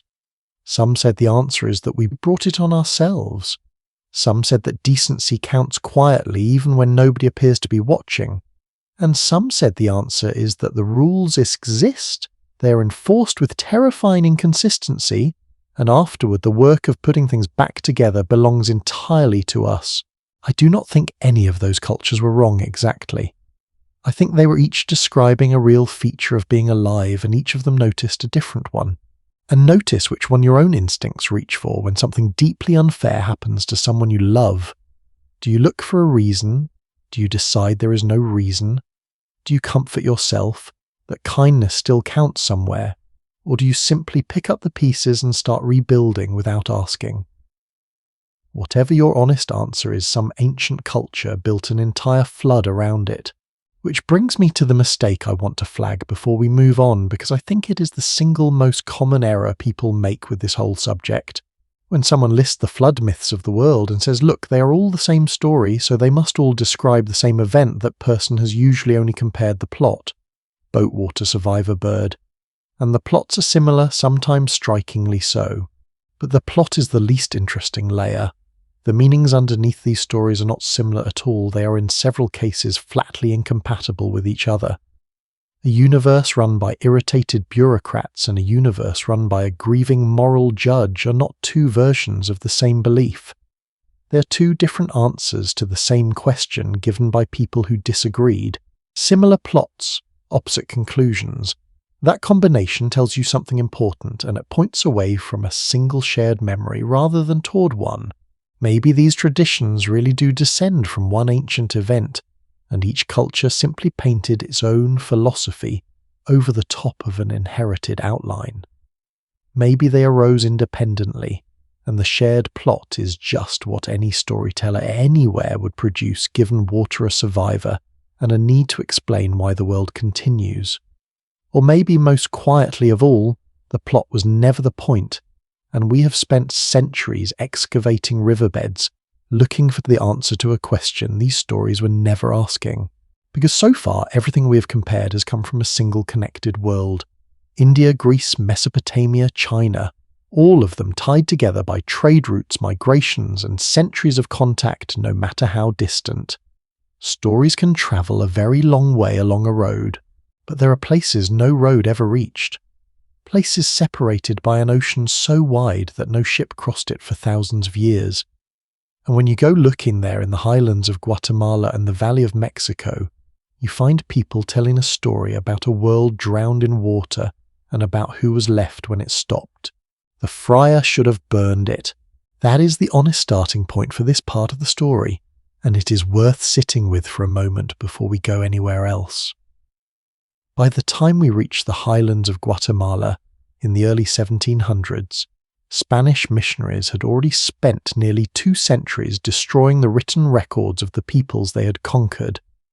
Painted books folded like accordions out of bark paper and coated in fine lime plaster, filled with a writing system nobody in Europe could interpret. Most of them went into fires. Out of everything the Maya wrote across 1,000 years, only a handful of pre-conquest books survive today. A handful. You could carry them in one arm. So when a Dominican priest named Francisco Jimenez, serving in a parish church in a small highland town, came into possession of a manuscript written in the Quiché Maya language, the expected outcome was a fire. Instead, he sat down and copied it out. Jimenez happened to be a linguist and a curious one. He set the pages up in 2 columns, the Quiché text on one side, his own Spanish translation on the other, and worked through the whole thing. He did it by his own account so that other priests could better understand the people they were preaching to, which is not exactly a pure motive. But motives are complicated, and the result is that a text which almost certainly would have been lost forever is instead sitting today in a library in Chicago. That manuscript is called the Popol Vuh. It is by broad scholarly agreement the single most important surviving work of literature from the Americas before European contact. And near the beginning of it, there is a flood, but not the kind of flood you're expecting. Here is how it begins. In the emptiness before anything, there is only still water and silence and 2 shaping powers who decide to make a world. They raise the mountains, they fill the forests, and then they set about creating beings who can speak and count the days, and this matters enormously, remember, and honor the ones who made them. The first attempt is made of mud. It cannot hold together. It dissolves, it slumps, it cannot turn its head or speak clearly, and the makers give up on it. The second attempt is carved from wood, and the wooden people look right. They walk, they speak, they build houses, they have children, they populate the whole earth. On the surface, this looks like a success, except something is missing. The wooden people have no memory of where they came from. They do not think about their makers, do not praise them, do not honor them. They move through the world without gratitude and without recollection, and in the language of the text they have nothing in their hearts and nothing in their minds. So a flood is sent down onto the heads of the wooden people. Now stay with me, because what happens next is one of the strangest and most vivid passages in the whole of world mythology, and I do not think anything else quite like it exists anywhere. The flood is not the only thing that comes for them. Their own possessions rise up. The grinding stones the wooden people used for their food come and grind their faces. The cooking pots and water jars complain about being burned and battered. The dogs and the turkeys speak up about being kicked and neglected and fed badly. Every household object and every domestic animal turns on the wooden people at once, delivering a list of grievances accumulated over the whole history of their existence. I find that image unforgettable. A civilization destroyed not only by water from above but by its own kitchenware, and if you let it sit for a second, it stops being funny and becomes something sharper. The wooden people are not condemned for a great crime. They are condemned by an accumulation of small, thoughtless cruelties, the kind nobody keeps track of, delivered to things that could not answer back. Until suddenly they could. The survivors, according to the text, became the monkeys you see in the forest today. Which is why the story says monkeys look a little like us. They are the leftovers of a failed draft. And only after all this do the makers try a third time and get it right, and shape the first true human beings out of ground maize. Maize, not clay, not breath, not divine blood. Corn, the crop that fed the entire civilization, telling the story, the thing every single person hearing it had eaten that day. Whoever composed this understood exactly what they were doing. You are made of the food that keeps you alive, and you owe your existence to the ground it grew in. Take a breath here and let yourself settle a little further into wherever you are lying, because I want to draw out what just happened, and it takes a moment to land properly. In the flood stories we've followed all night, the water arrives because people did something. They sinned, they made noise, they violated a sacred law. Somebody somewhere is at fault, and the flood is the response. In this telling, the wooden people did nothing wrong at all. They were made badly. That is the entire problem. They lacked something their makers had failed to put into them, and they could not have acquired it on their own if they had tried. This is not a story about punishment. It is a story about a design that did not work, and about creators who acknowledged the failure and started again. That is a completely different theory of the universe from any we have examined so far. It suggests a cosmos where the powers in charge are not perfect, are not infallible, and are in a rather humbling way still learning. Which one of those universes do you find more unsettling, honestly? One where suffering means you did something to deserve it, or one where suffering simply means somebody upstream made a mistake? Let's carry that question north.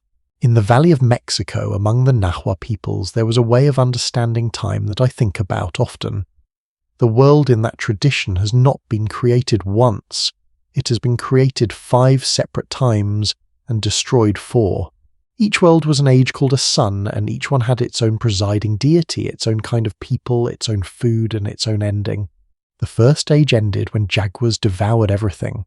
The second ended in enormous windstorms, and the people of that world became monkeys. The third ended in a rain of fire, and its survivors became birds. The fourth age ended in water in a flood that submerged the world completely, and the people of that world became fish. We are living in the 5th. And according to the same tradition, this one will end in earthquakes. I want you to notice the structure there, because it is doing something none of the other traditions we have examined attempt. In the Mesopotamian and biblical accounts, the flood is a singular event, unrepeatable, sealed off by a promise.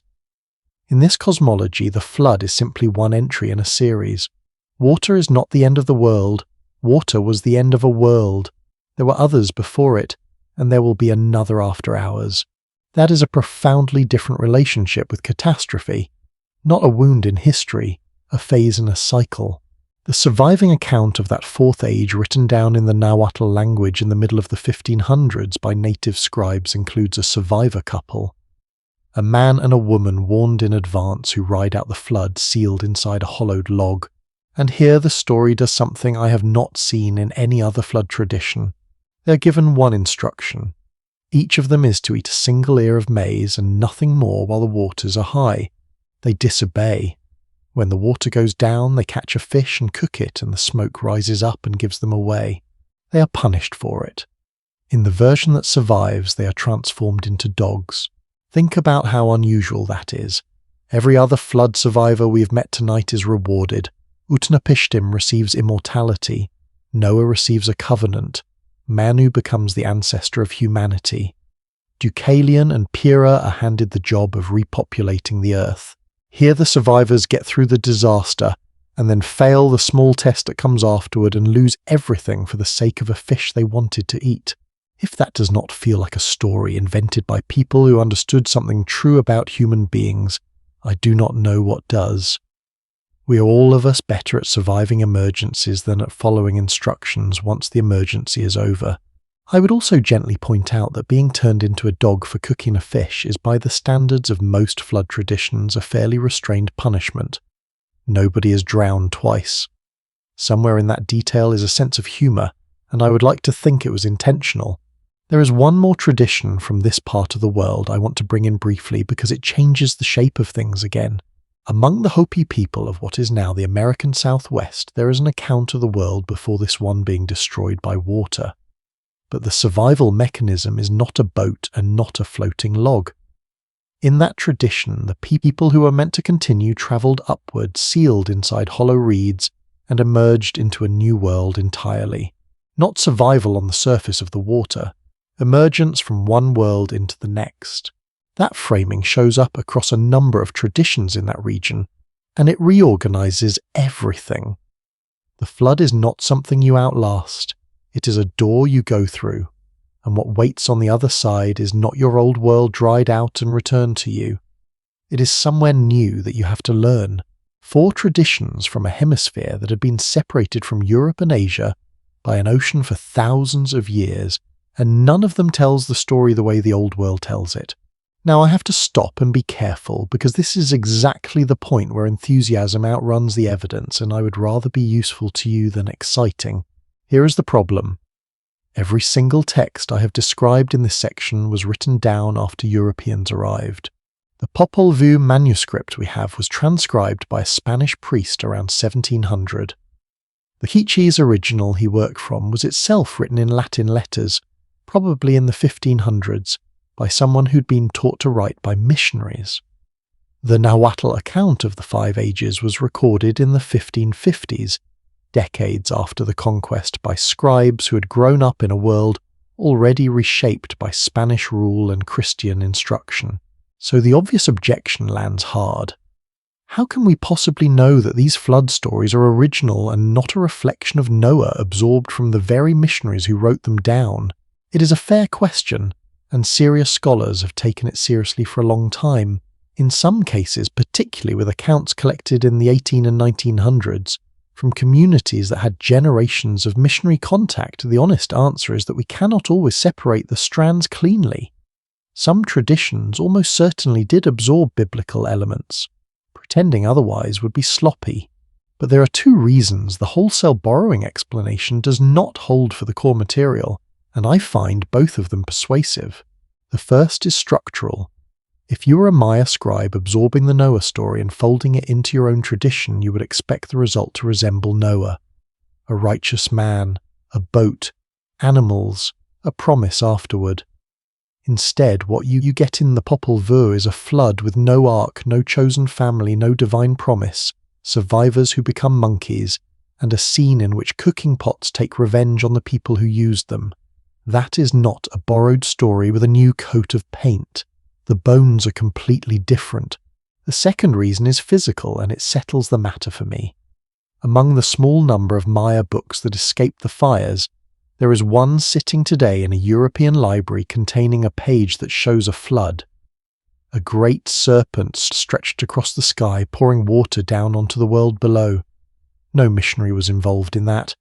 It was painted before contact in a Maya writing system by Maya hands. The flood was already there.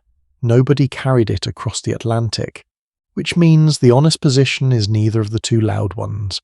It is not true that every American flood account is pure untouched tradition, and it is not true that they are all borrowed. Some have both layered together, and the work of separating them is slow, careful, unglamorous, and still going on. So what does that leave us with? It leaves us with flood traditions on both sides of an ocean that no one crossed for thousands of years, telling structurally similar stories with wildly incompatible meanings. Water destroys the world in Guatemala and in Iraq, and in one place it is punishment for sin, in another it is crowd control for noise, and in another it is a manufacturer recalling a defective product. Maybe those similarities really do reach back to something carried by the first people who walked into the Americas tens of thousands of years ago, a fragment of a story so old that it split before the continents were populated. Maybe they arose independently from the simple fact that water is the one force every human society on Earth has watched destroy things it loved. Or maybe quietest of all, we are looking at a coincidence in plot and mistaking it for a coincidence in meaning when the meanings were never the same at all, which leaves one possibility we have not tested. Every case we have examined has come to us through writing, and writing is a young technology a few thousand years old at most, and everything older than that has had to survive in the one storage medium human beings have always had. The mouths of ordinary people passing something to the next generation over and over with nothing written down at all. We tend to assume that method fails quickly, that stories drift, warp and dissolve within a few centuries at most. There is a place on this planet where that assumption was tested against hard geological data, and the result was so startling that historians have been arguing about it ever since. Off the northeastern coast of Australia, about 15 miles out from the modern city of Cairns, there is a small green island covered in rainforest ringed by beaches popular with day trippers who come out on the ferry to snorkel. The people whose ancestors have occupied that coastline for tens of thousands of years tell a story about that island. In the story, it's not an island at all, it is a hill. It stands on dry land well inland from the sea, and there is a river that runs past it and empties into the ocean somewhere much further out beyond where the water is now. That is the whole detail. No monsters, no heroes, just a matter-of-fact description of a landscape remembered the way you might remember the layout of your grandmother's neighborhood. Here is the problem with that description. For that story to be true, the sea level around that coast would have to be more than 60 meters lower than it is today, 200 feet. Which did happen, and geologists can date it because the rise and fall of the ocean around Australia after the last ice age is one of the better mapped sequences in Earth science. The last time the water sat low enough for that story to be an accurate description of the landscape was somewhere in the range of 10 to 12,000 years ago. Sit with that for a second. Not a legend about a hero, not a myth about gods. A description of where a river used to meet the sea apparently carried in unbroken speech, with no writing of any kind across something like 400 generations. Is that possible? Honestly, think about your own family for a second. How much do you actually know about your great-great-grandparents? Most of us struggle to name them. Now stretch that back 400 generations with nothing written down at any point along the way. Almost every historian trained in the 20th century would have said no. Flatly, immediately no. Let's find out why they said that, and then let's look at what changed. The standard position among scholars for a very long time was that oral tradition has a shelf life, and it is not a long one. The usual figure quoted was somewhere around 800 years, and the reasoning behind it is honestly quite sensible. Stories told out loud drift. Each teller adjusts a detail, adds a flourish, forgets a name, borrows something from a story they heard last week. Multiply those small edits across dozens of generations, and you should end up with something unrecognizable, like a message passed down a line of people at a party. That is not a prejudice. It is a reasonable expectation based on how most storytelling actually behaves. So when two Australian researchers published a study in 2015 arguing that they had identified 21 separate locations around the entire coastline of Australia where local traditions describe the sea-flooding land that is now underwater, and that many of those traditions had to be at least 7,000 years old. The reaction from parts of the academic world was not enthusiasm. The team was a slightly unusual pairing, which I think matters. One was a geographer who studies coastlines and sea level. The other was a linguist specialising in Aboriginal Australian languages. Neither could have done the work alone. You needed someone who could evaluate the stories as language and someone who could evaluate the landscape they described as geology. Their method was elegant, and I want to walk through it slowly because the logic is the whole argument. Step 1. Find traditions that describe a specific place as it used to be in a way that differs from how it is now. Step 2. Work out the minimum drop in sea level required for that description to be physically accurate. If a story says 2 islands were joined to the mainland, go and measure how deep the water is between them today. Step 3. Compare that depth against the well-established curve of how sea level rose around Australia after the Ice Age. Step 4. The date that comes out is the youngest possible age of the story. It cannot be more recent than that because after that point the description stopped being true. What came back was startling. The stories clustered in a range from roughly 7,000 to 13,000 years old, and the individual cases are what really get me. Along the south coast, near what is now a major city, traditions describe a bay that was once dry ground, a place where people hunted kangaroo and emu before the sea broke in and covered it permanently. That bay is shallow. Fill it in on a map and you get exactly the landscape the stories describe. On the west coast, other traditions describe several offshore islands as having been part of the mainland joined by ground people simply walked across. The water separating them today is around 8 meters deep, which points to somewhere between 7,500 and 9,000 years ago. In a large gulf on the southern coast, stories speak of a place that was once a floodplain dotted with freshwater lagoons before the sea came in through a breach and never left. Depending on which part of the Gulf the stories mean, the dates run from around 9,500 to over 12,000 years. And in the northern Gulf country, there is a story about a seagull woman who dragged her raft back and forth across the neck of a peninsula, over and over until the sea poured through and turned what had been a headland into a chain of islands. That last one is my favourite, and here is why. It is not a description at all, it is an explanation. Somebody watched a landscape change or inherited the memory of it, and reached for the most familiar mechanism they could think of to explain how a strip of land gets cut through. Someone dragging something back and forth wearing a groove. That is a real cognitive move. That is a person trying to understand erosion with the tools available to them. And think about what that implies. Whoever first told that story was not simply reporting. They were reasoning. They had noticed that land can be cut through by something moving across it repeatedly, and they applied that observation to a coastline. That is the beginning of geology told by someone who had never heard the word. If you have drifted a little in the last few minutes, that is fine, stay right where you are. What comes next is the part where the argument gets tested, and it is worth hearing even half awake, because the objections came quickly from serious people, and they deserve a fair hearing. The most pointed criticism came from a historian who has spent his career studying oral traditions, and his argument was blunt.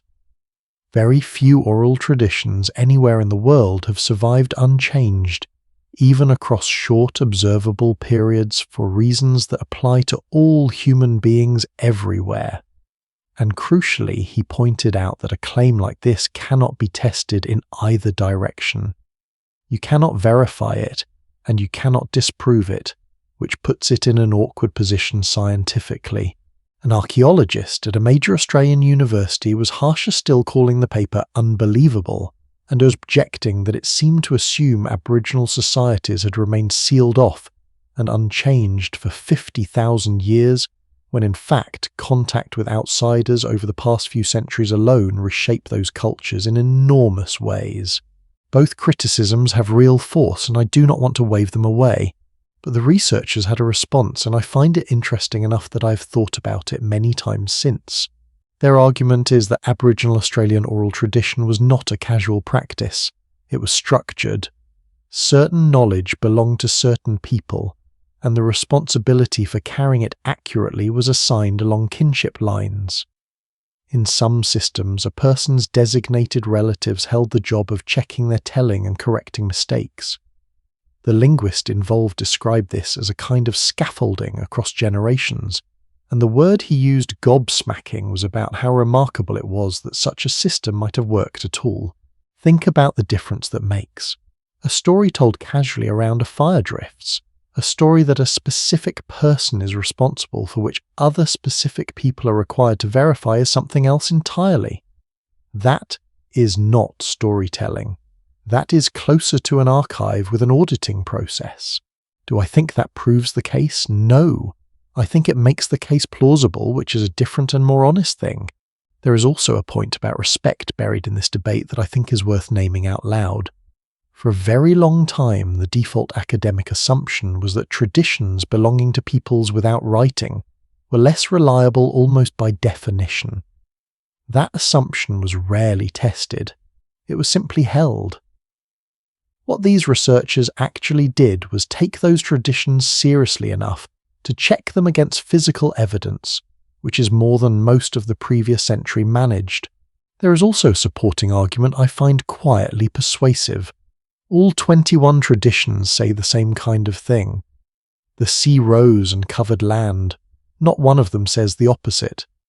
Nowhere in the collection is there a story about the sea falling back and revealing new ground that people then moved on to. If these were invented independently for narrative purposes, you would expect variety. Water does dramatic things in both directions. Instead, every single one describes the same directional change, which is precisely the change that actually happened. That is not proof either. But it is the sort of pattern that makes a coincidence harder to defend. And there is one more thing about these accounts that separates them from almost everything else we have looked at tonight. There is no boat in them, no hero, no divine warning, no chosen survivor, no moral lesson attached at the end. Just a plain statement that the water used to be somewhere else and then it was not. Whatever else these traditions are, they are not shaped like myths. They are shaped like records. Let me take you somewhere else for a moment, because Australia is not the only place this argument has been made, and the second case is in a part of the world many of you will know personally. In southern Oregon, there is a lake sitting inside a mountain. It is extraordinarily deep, extraordinarily blue, and it exists because a volcano roughly 12,000 feet high blew itself apart and then collapsed inward around 7,700 years ago. The people whose ancestors lived in that region tell a story about how it formed. In the story, a spirit of the world below who lived inside that mountain went to war with a spirit of the sky who lived on another mountain about 100 miles south. The two of them hurled fire and hot rock at each other. Darkness covered the land. The people fled in terror. And in the end, the mountain came down on top of the underworld spirit, sealing him beneath it, and the hollow that remained filled slowly with water. Now compare that to what geologists say happened. An enormous eruption. Ash and pumice thrown high enough to darken the sky and travel hundreds of miles. Pyroclastic flows racing down the slopes, and then the summit collapsing inward into the emptied magma chamber, leaving a caldera that took centuries of rain and snowmelt to fill. Those are the same event described twice by two completely different systems of knowledge. One version uses the vocabulary of magma chambers and pyroclastic flows. The other uses the vocabulary of two powerful beings in a quarrel, but the sequence matches step for step. Fire from the mountain, darkness, terror, collapse, water filling the hollow afterward. If you strip the personalities out of the second account, what remains is an eyewitness report. And unlike the Australian cases, there is direct physical proof that people were present. Sandals woven from sagebrush bark have been recovered from a cave in that region, buried underneath the layer of pumice thrown out by that very eruption. Somebody made those. Somebody wore them. Somebody was in that landscape when the mountain came apart. So here is where all of this leaves the argument we have been building all night, and I think it truly shifts it. Earlier we ran into a wall. The oldest written flood stories are a few thousand years old, and most of the real catastrophes we can identify are much older than that which left an uncomfortable silent gap in between. Nobody could show that human memory reaches that far without writing. These cases are the first serious attempt to test that assumption instead of just asserting it. And notice what kind of stories survived. Not the dramatic ones, the useful ones, where the shoreline was, what the land looked like, which places changed and how. That is not entertainment. That is navigation and territory and inheritance. All the things a person absolutely has to know in order to survive in a landscape, which might be the real lesson sitting underneath all of this. Stories do not survive 10,000 years because they are beautiful. They survive because somebody needed them. The moment a piece of knowledge stops being useful, it starts to fade, no matter how lovely it is. Maybe these traditions really do carry direct memory across 10,000 years, and we have been badly underestimating what a well-disciplined oral culture can hold. Maybe they were reconstructed at some point by observant people who worked out the old shoreline from the shape of the land the way a geologist would, and the stories are far younger than they appear. Or maybe, and this is the possibility I keep circling, the truth is somewhere uncomfortably in between, and we simply do not have a method sharp enough to separate a memory from a very good inference. Which brings us to the harder question, and it is the one I have been avoiding all night. If some flood traditions preserve real events and some are pure invention, and most are probably a tangle of both, how does anybody tell them apart? Because there is a very large industry out there built on the claim that they are all literal history, and a great many people making a great deal of money by refusing to ask that question at all. 1968. A geologist named Dorothy Vitaliano sits down to write an article, and in it she does something that changes how a whole category of question gets asked. She gives the problem a name. Vitaliano had spent her career doing serious, unglamorous earth science, working with the United States Geological Survey, and based at Indiana University. She was not a folklorist. She was not looking for lost civilizations. What she had noticed over years of fieldwork was that certain old stories seemed to be describing real geological events with a strange, stubborn accuracy, and that nobody had a proper framework for taking that seriously without falling straight into nonsense. So she coined a word for it, geomythology, and then 5 years later she published a book that laid out the field properly. What I admire most about that book is not the theory, it is the discipline. Because right at the start, Vitaliano draws a line that a great many people since have quietly refused to draw. She said there are two entirely different kinds of geological folklore, and confusing them is where everything goes wrong. The first kind is a story invented to explain a landscape feature that somebody could see. A strange rock formation, a hot spring, a crater. The feature came first. The story was written afterward backward as an explanation. Those stories are wonderful and they tell you a lot about the people who made them, but they are not memories of anything. The second kind is different. That is a garbled account of an actual event, usually a catastrophe that human beings witnessed and then passed down until the details were soft. Both of those look identical from the outside. A story about the earth doing something dramatic, and the entire discipline comes down to telling them apart. Here is a way to feel the difference. Imagine two neighbors describing the same crater. One says a fire spirit fell there long ago and burned a hole in the ground. The other says her great-grandmother felt the earth shake and the sky went dark and afterward there was a hole where the hill used to be. Both sound like folklore. Only one of them contains a witness. So how do you do that? What separates a real geological memory from a story invented to explain a hill?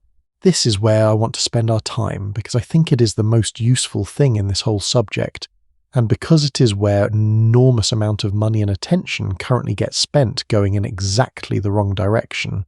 Let's start with Vitaliano's own most famous case since it shows both the promise and the trap at the same time. Around 3,600 years ago, an island in the Aegean Sea called Thera detonated. It was one of the largest volcanic eruptions of the last several thousand years. The center of the island collapsed into the sea, leaving the crescent shape that tourists photograph today from the whitewashed terraces of Santorini. Ash fell across the eastern Mediterranean. Waves generated by the collapse struck the northern coast of Crete roughly 70 miles away. And on Crete at that time, there was a sophisticated maritime civilization with running water in its palaces, extraordinary art and trade routes across the sea that eventually declined and disappeared. Vitaliano argued that this was the real event behind the story of Atlantis. A wealthy island power advanced beyond its neighbors, destroyed by the sea in what a later Greek writer described as a single terrible day and night. It is a beautiful theory. It is also, and this is the part that gets left out of most retellings, not settled at all. Here is the trouble. The dating does not line up cleanly. Radiocarbon evidence, ice core layers from Greenland and tree ring studies have pushed the eruption date around for decades, and the debate over exactly when it happened is still going on among specialists. Depending on which date you accept, the eruption may predate the actual decline of that Cretan civilization by anywhere from a few decades to 2 centuries. An archaeologist working on Crete found buildings constructed on top of the ash layer, which means life there did not simply stop when the ash fell. So the honest summary is this: a real enormous, well-documented catastrophe happened. A civilization did eventually decline. Whether the first caused the second, and whether either had anything to do with a story written down more than 1,000 years later by a philosopher making a political argument, remains an open question. That is what a responsible geomyth claim looks like. Interesting, plausible, unproven, held loosely. What I like about Vitaliano is that she was perfectly willing to leave it there. She built the framework, made her case, and did not spend the rest of her career insisting she had solved it. That restraint is rarer in this field than it should be, and I suspect it is exactly why the framework survived her. Now let me give you the tests, because after everything we have looked at tonight, I think 4 questions will get you most of the way. The first question: does the claim name something specific and checkable? There is an enormous difference between a story that says the whole world was once covered in water and a story that says 2 particular islands were once joined to the mainland by ground people walked across. The second one can be measured. Go and take a depth sounding. Either the seabed between them is shallow enough to have been dry within the range of human occupation, or it is not. Vague claims cannot be wrong. That is not a strength. That is the problem. And here is a small test you can run on almost anything, anytime. Ask yourself what would have to be true in the physical world for the claim to hold, and then ask whether anybody has actually gone and looked. A surprising amount of the time nobody has, and nobody's expected to. The second question: could this claim fail? Ask yourself what evidence would make the person advancing it change their mind. If you cannot think of anything, or if they cannot, then whatever is being done is not investigation. A real hypothesis exposes itself to danger. That flood reconstruction in China we looked at earlier put a specific century on the table, which is precisely why other scientists were able to attack it. The claim was brave enough to be checkable.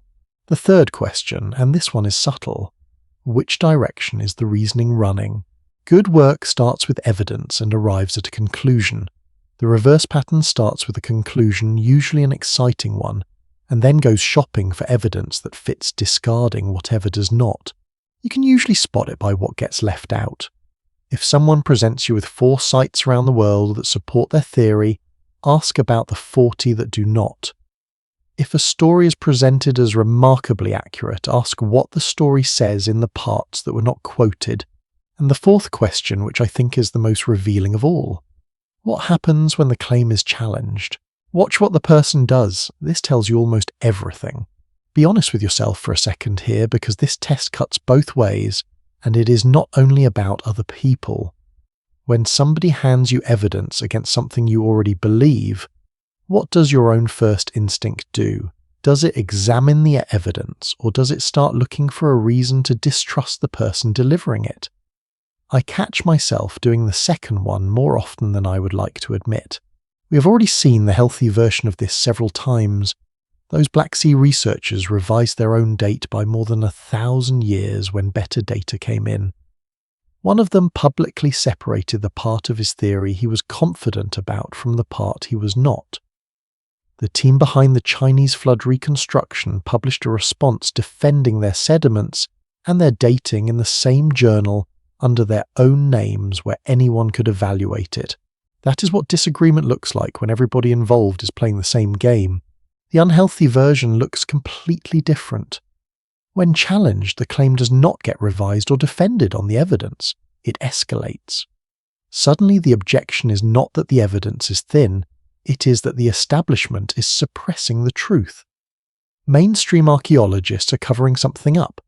The universities have an agenda, and that move is enormously effective commercially because it converts every piece of contrary evidence into further proof of the conspiracy. There is no possible finding that could ever count against it. Notice what a comfortable position that is to occupy.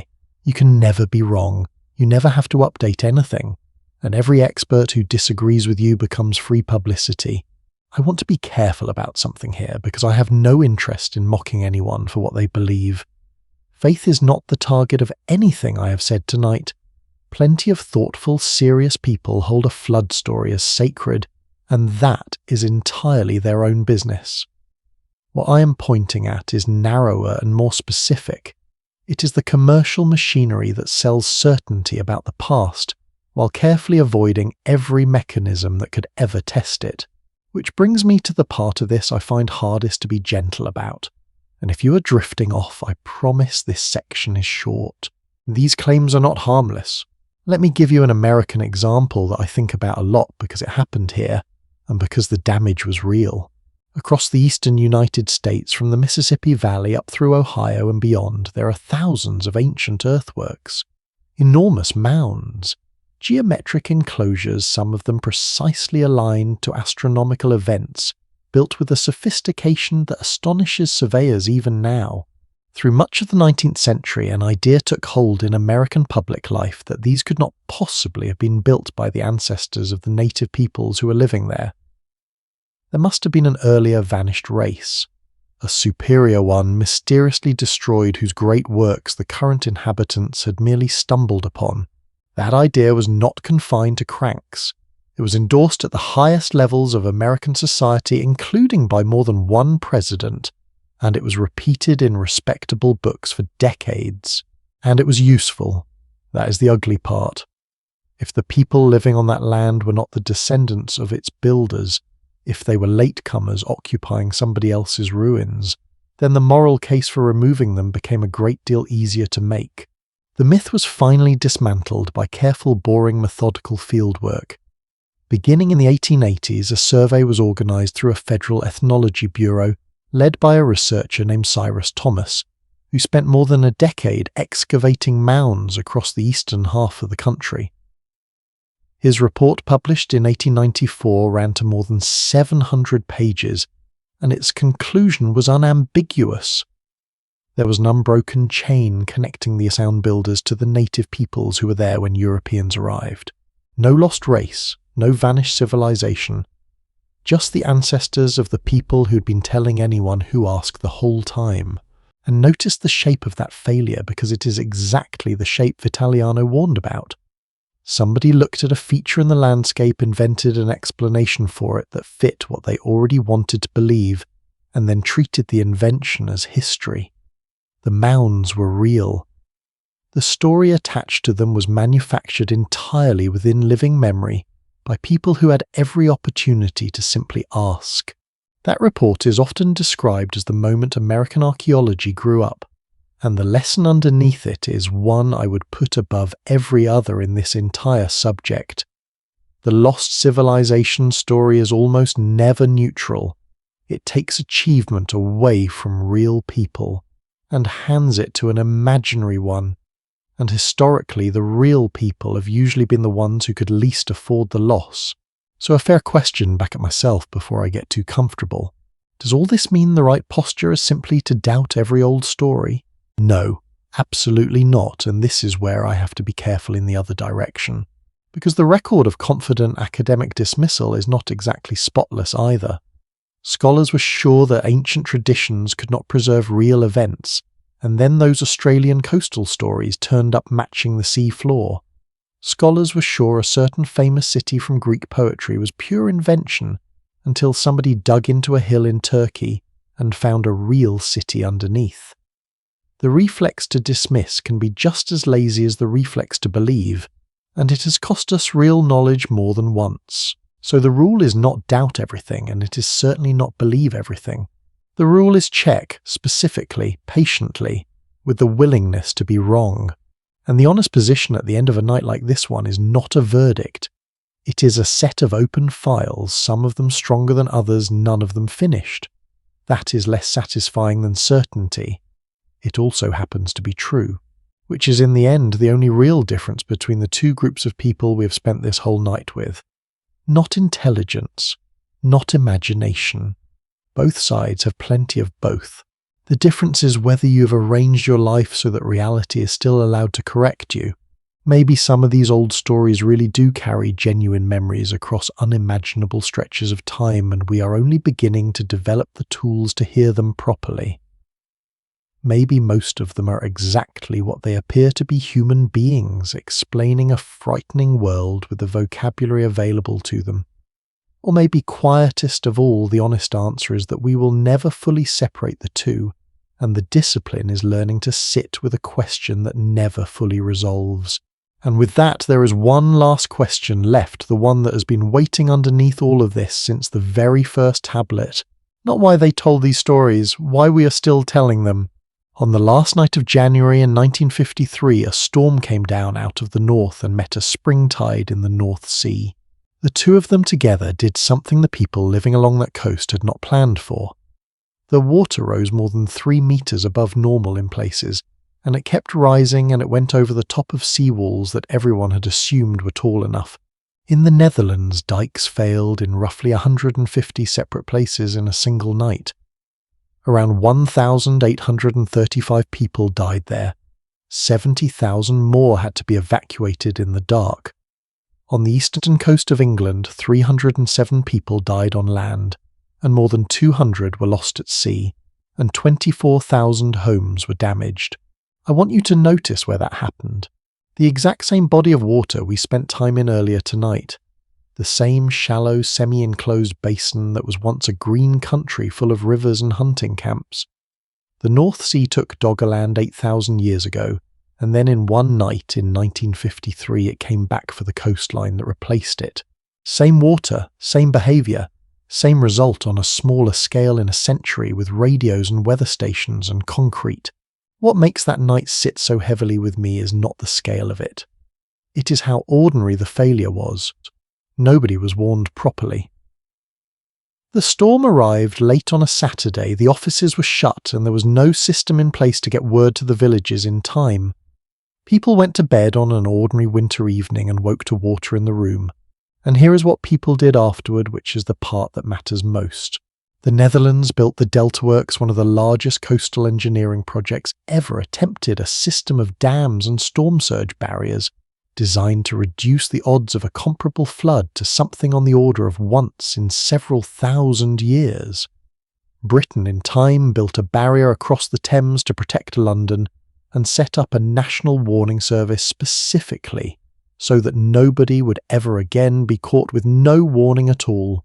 2 responses, both of them enormous, both of them, if you have been listening carefully tonight, extremely familiar, because that is the exact argument we found in the oldest Chinese flood tradition, the one about the father who built walls and the son who cut channels. Barriers or outlets, hold the water back or give it somewhere to go. 3,000 years later, with satellites and steel and hydraulic models, the debate is unchanged. Only the vocabulary has been updated. We are still having the conversation. We just do not usually notice that it started this long ago. There is a detail about the Dutch response that has stayed with me. In the aftermath, the country agreed to raise taxes to pay for those defences, and by most accounts people accepted it without much argument, because a single sentence had settled into the national mood. This must never happen again. Set that sentence next to any of the old flood stories and it sounds almost identical to the endings we looked at earlier. A promise made after the water goes down. Never again. The difference is only that this one was written into a budget instead of into the sky. Now let me bring this closer to you wherever you're lying right now. Roughly 1 in 10 people on Earth today occupies a low-elevation coastal zone near enough to the sea and low enough to the water that a serious surge is a real concern. Widen that to river floodplains and the number climbs much higher. Flooding is by most measures the most common natural disaster on Earth. Not earthquakes, not fire, water. And we keep building there, deliberately, knowingly. There is a good reason for that, and it has not changed since the first settlements in Mesopotamia. Water means drinking, transport, trade, and fertile soil. Every advantage a settlement can have tends to sit near water, and so does every risk. Human beings have simply decided over and over in every century on every continent that the advantages are worth it, which means the ancient flood story is not really a story about the past at all. It is a story about a permanent bargain our species keeps making. And if you want to see how permanent, look at where the great cities of the world actually sit. New Orleans, Amsterdam, Venice, Bangkok, Dhaka, Shanghai.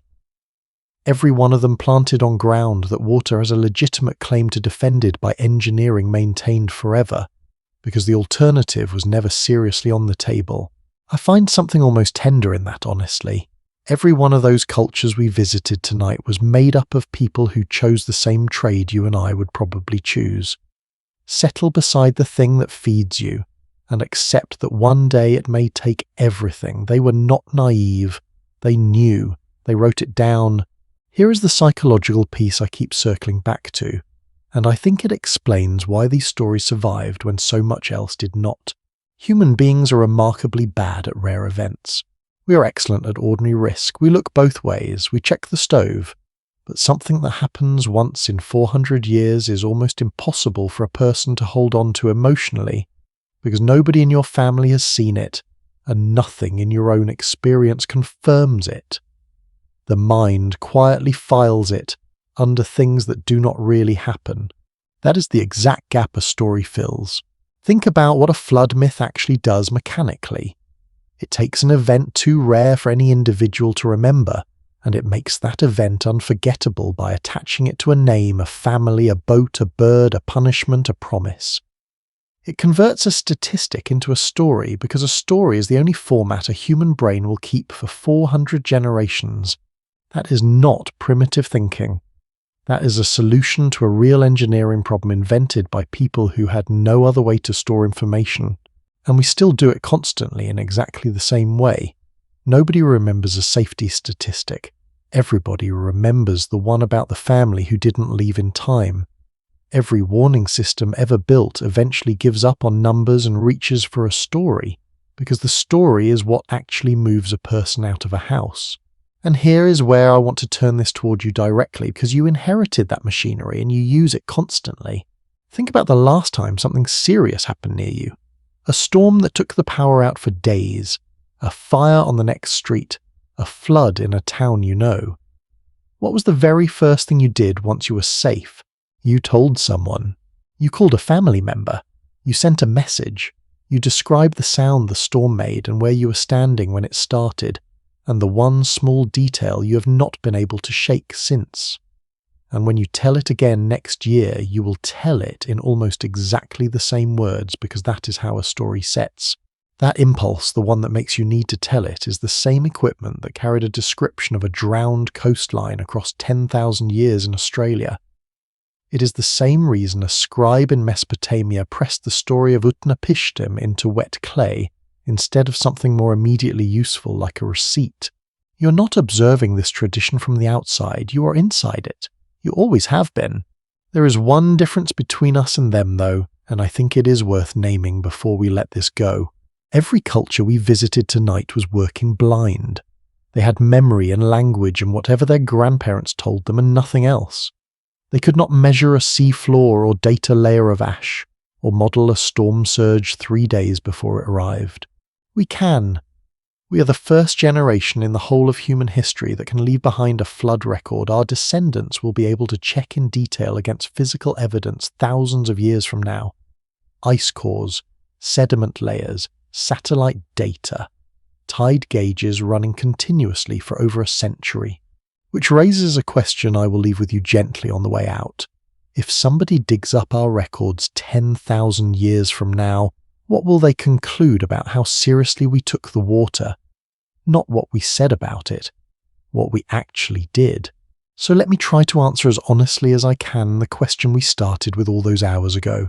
Why did ancient civilizations tell stories of worlds buried in mud? I do not think there is one answer, and I have come to believe that expecting one was the mistake all along. Some of these traditions almost certainly preserve real events. The coastal stories in Australia line up with the sea floor too precisely for comfort. The Klamath account of a mountain falling matches the geology step for step. Something happened, somebody watched it, and the telling survived. Some of them are almost certainly independent inventions because human beings everywhere settle beside water, and water everywhere behaves the same way, and any storyteller anywhere handed the job of explaining a ruined world will reach for a flood without needing to borrow it from anyone. Some of them clearly travelled, carried along trade roads rewritten at every border. The story Smith found in London is not an ancestor of Noah in a simple line, and it is not unrelated either. It is family, and some of them we now know are simply mud. 3 separate flood layers under 3 Sumerian cities from 3 different centuries, none of them the single catastrophe anybody was hoping to find. Sometimes the ground has nothing to tell us except that rivers flood regularly and always have, and some of them, maybe most of them, are not about water at all. They're about fairness and mercy and whether the universe is paying attention, and what a person owes to something small that cannot repay them. The flood was just the largest container available for the biggest questions people had. What truly astonishes me at the end of all this is not the similarity, it is the persistence. A story about the end of the world told in a language nobody speaks anymore by a civilization that fell in a city that burned on tablets, that should have shattered in a library that was buried for 2,600 years, dug up by men who could not understand a word of it, shipped across a continent, dropped in a museum basement, ignored for decades, and finally picked up by an unlikely man who had taught himself an extinct script on his lunch break. And it worked. The message got through. Think about every single point along that chain where it should have failed. The fire that burned the palace, the centuries under rubble, the shovels of workmen who could not tell a literary tablet from a broken pot, the salt crust that took weeks to clean off. Any one of those could have ended it quietly with nobody ever knowing what had been lost. Whoever pressed those signs into that clay wanted someone someday to know what had happened, and someone did. That is a chain of custody stretching across more than 4,000 years, and it held. I think that is the real subject of tonight. Not the flood. The refusal to let it be forgotten, which is, when you think about it, the most human instinct there is. We build in dangerous places because they are beautiful and useful and ours. We lose things, and then we tell somebody so that the losing will mean something, and so that the next people will know the water can come. You have that in you. It is why you remember your grandmother's stories. It is probably why you're still awake listening to this one. And there is something worth sitting within that. Every one of those ancient storytellers is gone. Their cities are gone. Their languages are gone. Their gods are gone. The rivers have moved. But somebody 4,000 years ago wanted this remembered badly enough to spend an evening pressing it into clay. And here you are in a completely different world on the other side of an ocean they never knew existed, hearing it. That is not nothing. I would argue that is very nearly everything. So that is where I will leave it. Not with an answer, because there is not a clean one, but with the thing that survived anyway. Thank you for spending this time with me. Truly.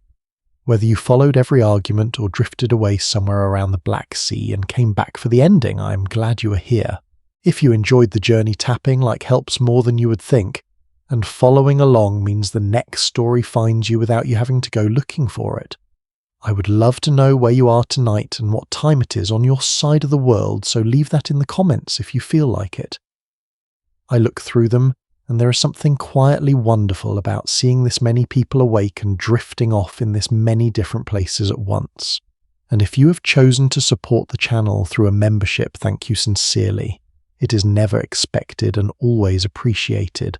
There is another story already waiting for you from somewhere else entirely, and I hope you will come back for it when you are ready. I will be here. For now, though, that is enough thinking for one night. Let the water be somewhere far away. Let the walls hold. Let the roof over you do its quiet job the way roofs have done for 10,000 years for people not so different from you. Whatever is waiting to be dealt with in the morning can keep until then. Loosen your shoulders. Let the pillow take the weight of your head. Breathe out. You are safe. You are dry. And the story is over. Sleep well,